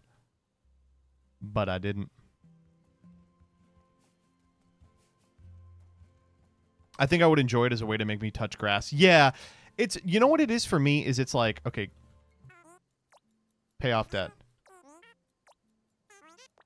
Yay. 900 favor. I had 900. And then I spent it on bullshit. That's fine. Okay, this is a little better. I still like Fuzzy Fly. Anyway, no, I think it's important as a kind of time for quiet contemplation. I've really started to, especially as, you know, I don't have a commute anymore, really enjoy times when I have to be in the car for like 3 hours at a time by myself. Because I will sit and think and come up with like great ideas and stuff for like content and the like, and, you know, really sort out my head. Dude, I'm fucking packing up these tessellated darters. But when I'm at home, I just don't find time to like meditate. If I could just like plonk an hour and just sit in silence, I know it would increase the quality of my life immeasurably. And I just don't do it. So I think something like fishing that demands that you do it, I would be like, okay, well, now I'm forced to by the rules of the game. Last time I went fishing, my wife reeled in 10 fish, and I stepped in goose turds. So I'm not eager to go out again. I don't know. I think about that stupid David Foster Wallace quote all the time that's like, there is a part of your brain that really enjoys like quiet contemplation, and you have to exercise it or you will kill that part of your brain. And I'm like, regrettably, I think that is true. And I've spent like months where I'm just stimulated all the time. Red Belly Dace, let's go. We actually had a lot of money already. Let's see if we can't get that better license. It's called being dumb as fuck disease. Exactly. Wait, no. I'm selling. Let's go. Go get a better license. Excuse me. I want better license.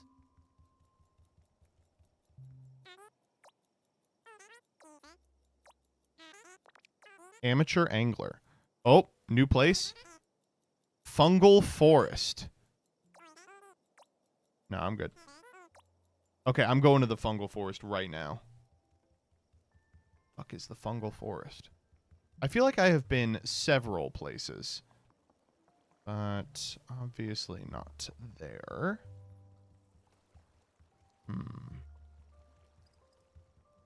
Well, it ain't this way. Here's a bucket. Oh, we're up here now.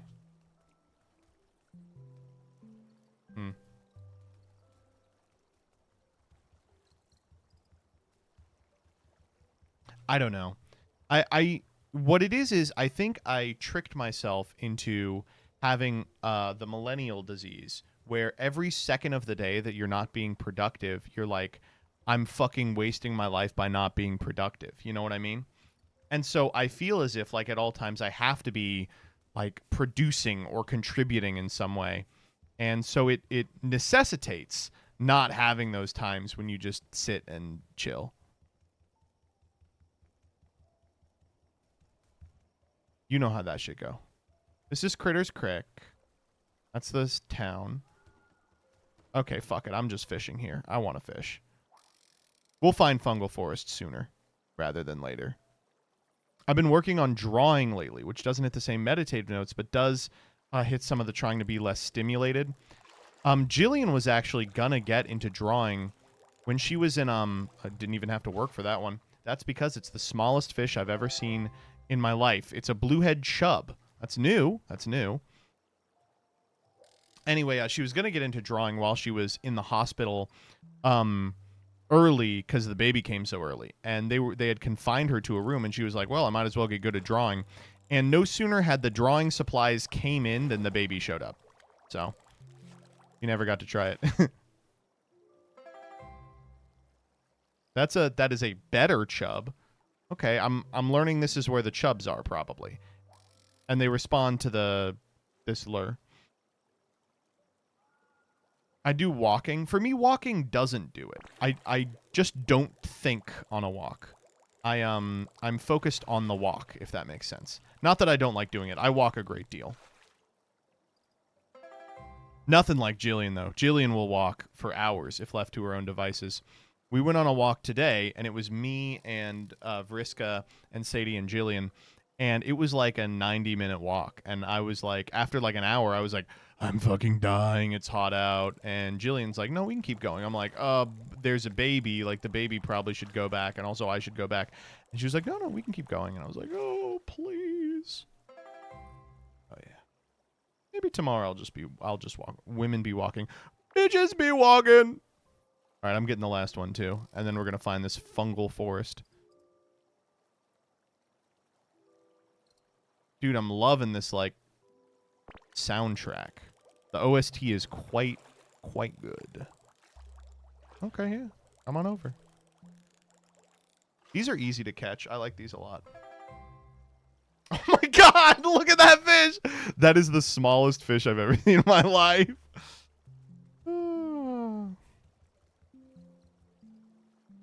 Greenhorn Gully. No, we were there already. Maybe Greenhorn Gully is how you get there? It's not like a map. I've been unemployed for a bit and kind of not doing anything. A walk would do me good. When I was, I guess I wouldn't say unemployed, but when I was doing acting in the city, you know, all my stuff was at night. So I'd wake up during the day and, you know, do nothing.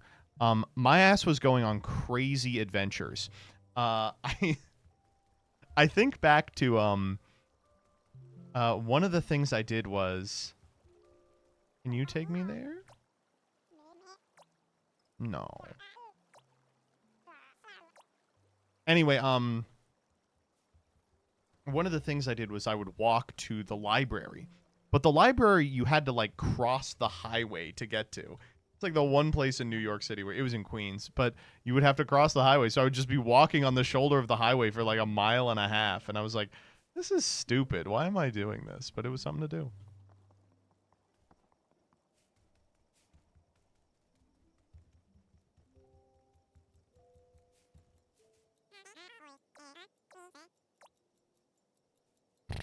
Okay. Where the fuck is Fungal Forest? I miss Queens. I miss the city so much. Man. What is this game? It is pinned. I think it's pinned. It is called Real Tiny. And it is exceptionally cute. I'm trying to get people to wish list it today.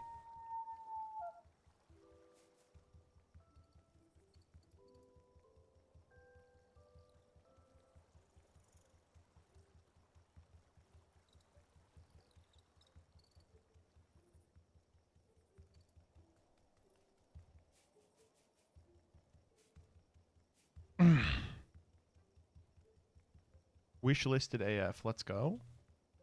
All right. I believe that to get there, you have to go to Greenhorn Gulch or whatever. Take me there. Greenhorn Gully. Ding ding. Thoughts on the new Animal Farm movie? Really good. Seth Rogen, you've done it again. Andy Serkis, you've done it again. I think it's funny. Like, I'm glad that they made it. It's just like a really funny thing to exist.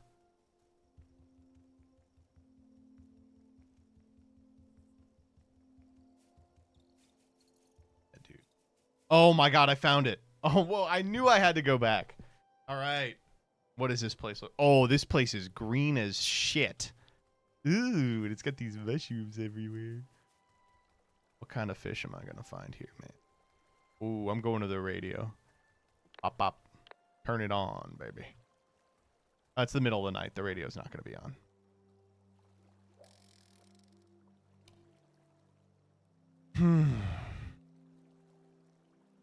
You know what I went to see recently? I went to see Devil Wears Prada 2.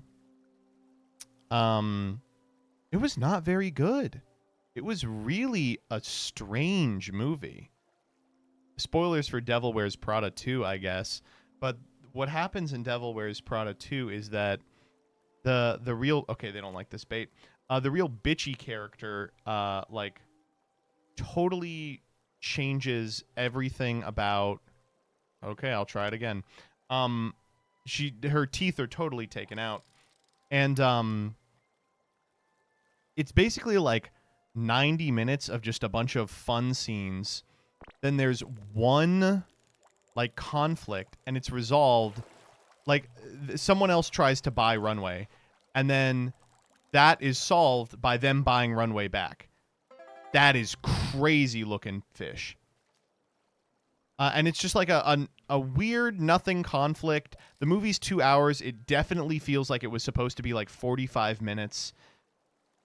It's very weird. I don't understand why they made it. I was like, I guess it's like millennial nostalgia slop, but it's not very good as that.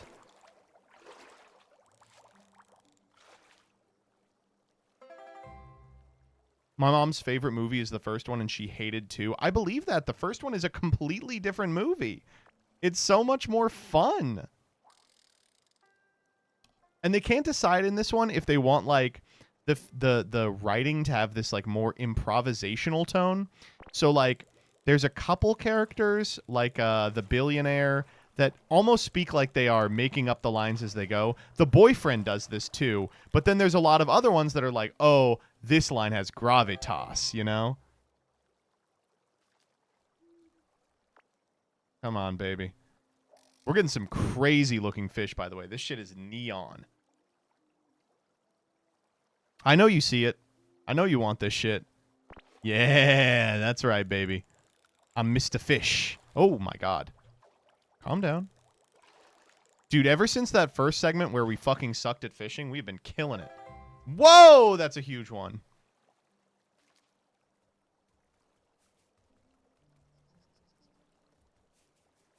All right, where else is a good fishing spot here?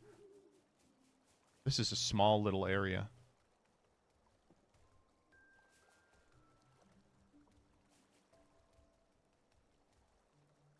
Oh, no, wait, there's a hole back. Ooh, oh, no, that takes us back to Greenhorn. This direction? Yeah. I'm looking for the snail. I want to be able to fast travel here. Where is that motherfucker? I can smell him. He's around. Oh, damn it. Not seeing any fish back here neither. Oh, but you know what I do see?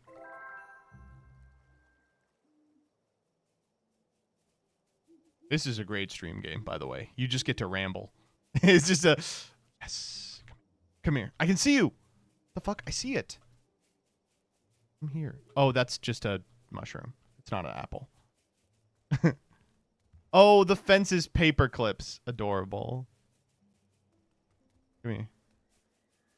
Wow. Okay, this is a lot bigger than I thought it was initially.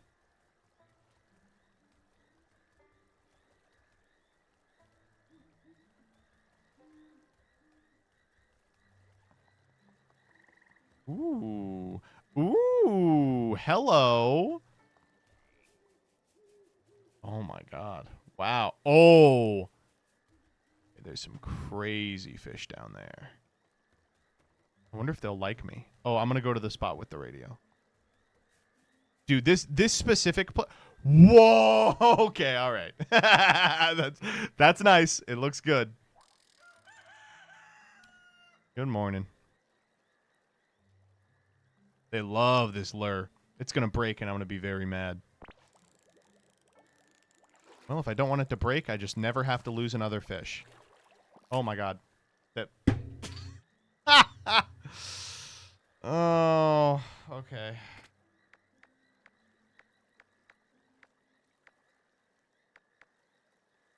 Let's try Fuzzy Fly.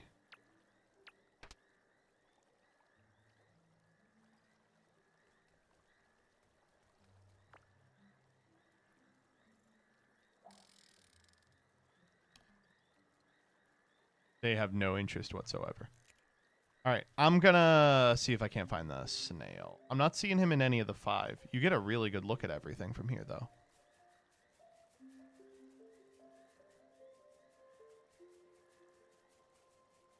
Yeah.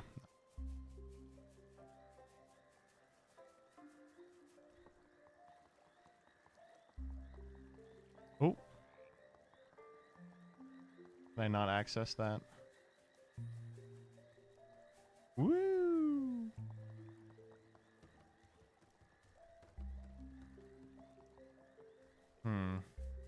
Maybe like back here?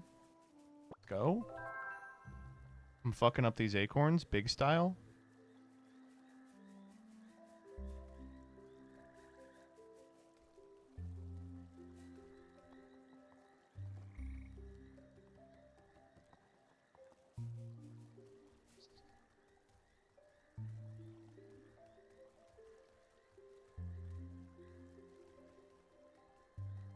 You know what? I'm feeling up here. Feeling that he's up here.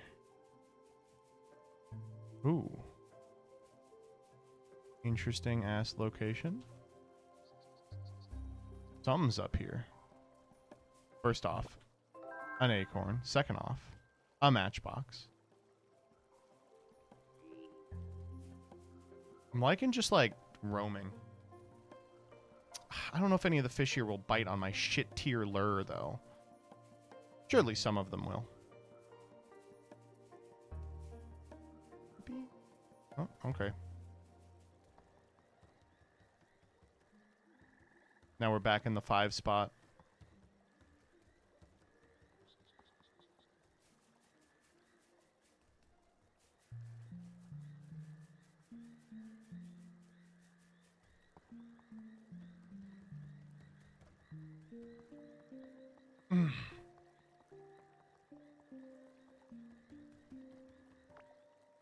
Any of you interested? Throw it out there, baby. Nope. Oh. Nope. Maybe maybe they want like the earthworm.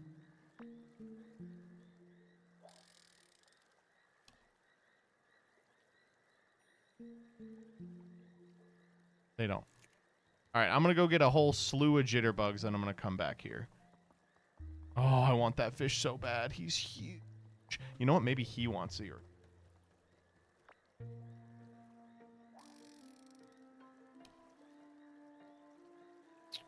No.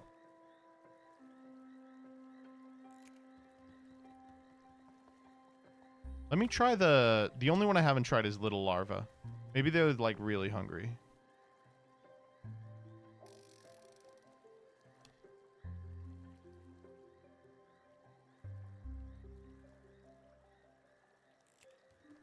They loved that one lure though, the jitterbug. I believe I lost it. I'm mad.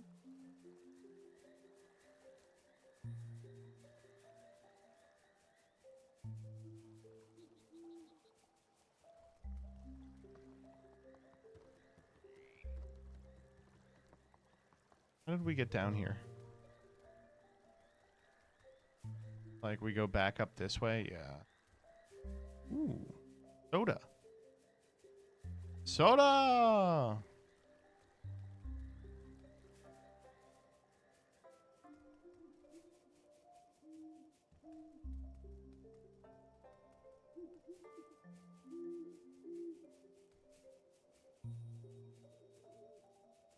Okay, there's Greenhorn Gully. Is there any way I can find the snail? Perhaps this direction? Oh, okay, wait. I think I've already been here. Yeah.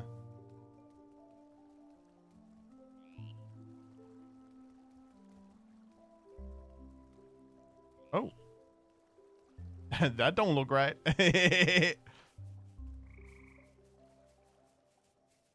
Doom, doom, doom, doom, doom, doom, doom, doom.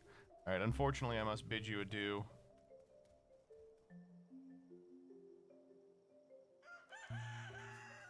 And it's daytime now. I'm losing precious daylight here. Don't worry. Snail's right up here. Come here, Mr. Snail. Get me out of here. Ooh. I missed that before? Guess so.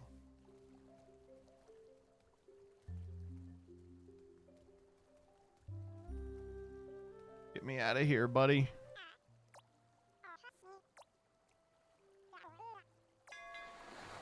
Ding ding.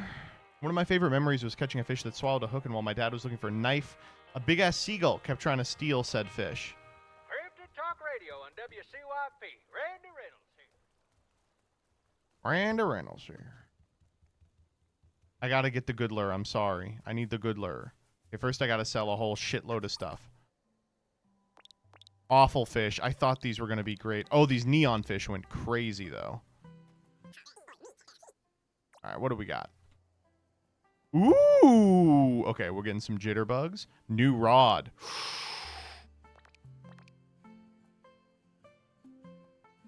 Okay, cool.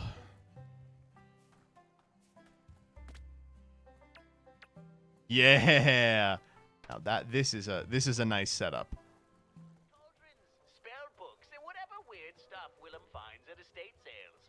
This week's special, whispering wax candles with silence. All right, take me back to Greenhorn, and then we'll just hop on over to Fungus Forest. I went to a Yu-Gi-Oh regional because of you, and I got stomped. That's not my fault. Building on Willow Street, open Wednesday through Sunday. Cash only. Willem doesn't trust the banks. Hi, Randy. This is my lady. That fish was a croaker, which is a fish that does what the name implies. It croaks. Imagine. Come on, baby. Get my ass to the Fungus Forest. It's your fault I got the courage to go. Okay, I apologize. It is my fault then. dolphin that swam in from the bay, because, Randy, that happened. But, Randy, one thing I do I'm know interested about in the radio. they don't got no hair. Dolphins don't got no long, flowing hair like they a sea god or something. And when that sun hit that water, I swear I saw like this Go. Let's go. Let's go. Let's go. Let's go. Bada bing. vampire movies everybody's talking about. Or, maybe it was confetti. I don't know, but Wow, King's is still open in New York City. I played a lot at King's. It was an all right OTS. I talked about it on stream the other day, but I was so shocked to hear that Montasy remains open to this day. Maybe they have like a big Pokemon presence or something. Dude, I'm fucking up these. even my mama's brooches I don't even wear no more. I just wanted to let her know I mean no harm. Ooh, child, anyway, Randy, I just need to let you know, because somebody needs to document this. This needs to get out there. Come on. This creek is Come on. changing, and it's a lot on my spirit, Randy. Whew. You think she was out there celebrating something? With the confetti? Bada bing. From Willow Banks. First off, my dear, what kind of name is my lady? Well, were your parents expecting royalty or just really in the medieval times? Oh, but all right, let's talk okay. about what you saw now. Dolphins don't have hair. You're absolutely right about that. But my lady, I gotta ask, how close were Gaming Universe in Queens in Flushing, no question. That's where Davinator used to play. I think. Weird story about meeting Davinator at Locals. I met him at Locals, and I needed like a really. Could be bioluminescent plankton, like you said. Could also be that this mermaid was having herself a party. I needed like a really stupid card. I can't remember what it was. It was for Burning Abyss trains. And I was like, do you have this card? And he was like, of course I do. And I was like, oh, great. No one else seems to have it. He's like, watch. And he pulled out like the type of binder that you have when you are a child. Like a white 3-ring binder with a bunch of Ultra Pro pages in it. And in it he had like hundreds upon hundreds of commons and rares sleeved up. And I was like, you brought this here? And he's like, yeah. I'm like, dude, like, this is like 90 pounds of cards. And he was like, I mean, I need it for situations like this. And I'm like, yeah, I'm really thankful you have it.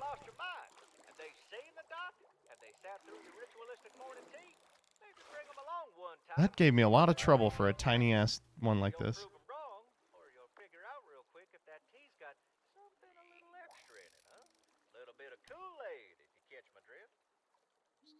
Lady, keep watching that water, but maybe upgrade your offerings. Less brooches, more practical stuff. Some waterproof matches, a nice comb for that flowing hair. Show her you're serious. Oh my God. Don't forget to call us back when you make contact now. And fare thee well, my lady. Hang tight for the break, folks. We'll be right back. All right, last one here. Let's go. We insure the things that matter. Cars, homes, boats, and your peace of mind. Come on, baby. Come on, baby. Yeah. Our office smells like coffee and old paperwork. Hometown insurance. We've been protecting this community for 23 years. Ooh, that was okay. That was kind of greedy, but we got it. Time to reel it in, listeners. WCYP has delivered the goods once again. Damn. Sightings, theories, and the stuff they don't want you knowing. Randy Reynolds here, reminding you that We fished it out. are hiding something, and you're on the front lines. Signing off now. Stay safe on those waters and keep your webcams covered. All right. Well, I think that's a good enough part to end it. Thank you all so much for sticking around for this. This is a sweet little game. If you're interested, ! I think Reel, R-E-E-L. They're not asking for you to buy it. They just want you to wishlist it. The link is to wishlist it. Add it to your freaking wish list, please. Ugh. And, of course, we're going to be doing the giveaway as well. All right. We're going to close entries. All right. And your winner is... Ooh, it doesn't want to let me pick a winner. Looters Ghost, are you here? Are you American? Rigged, rigged, rigged, rigged, rigged, rigged, rigged, rigged, rigged. Rigged and all that. Exactly, yeah. I'm not seeing it. All right. 3, 2, 1. Okay, next up. Name Bird. Name Bird, are you here? Are you American? Yay! All right, sick. We did get one. Rig 2. Rig 2. All right, everyone, please wishlist this game. I will DM you and get your information. Goodbye. Goodbye.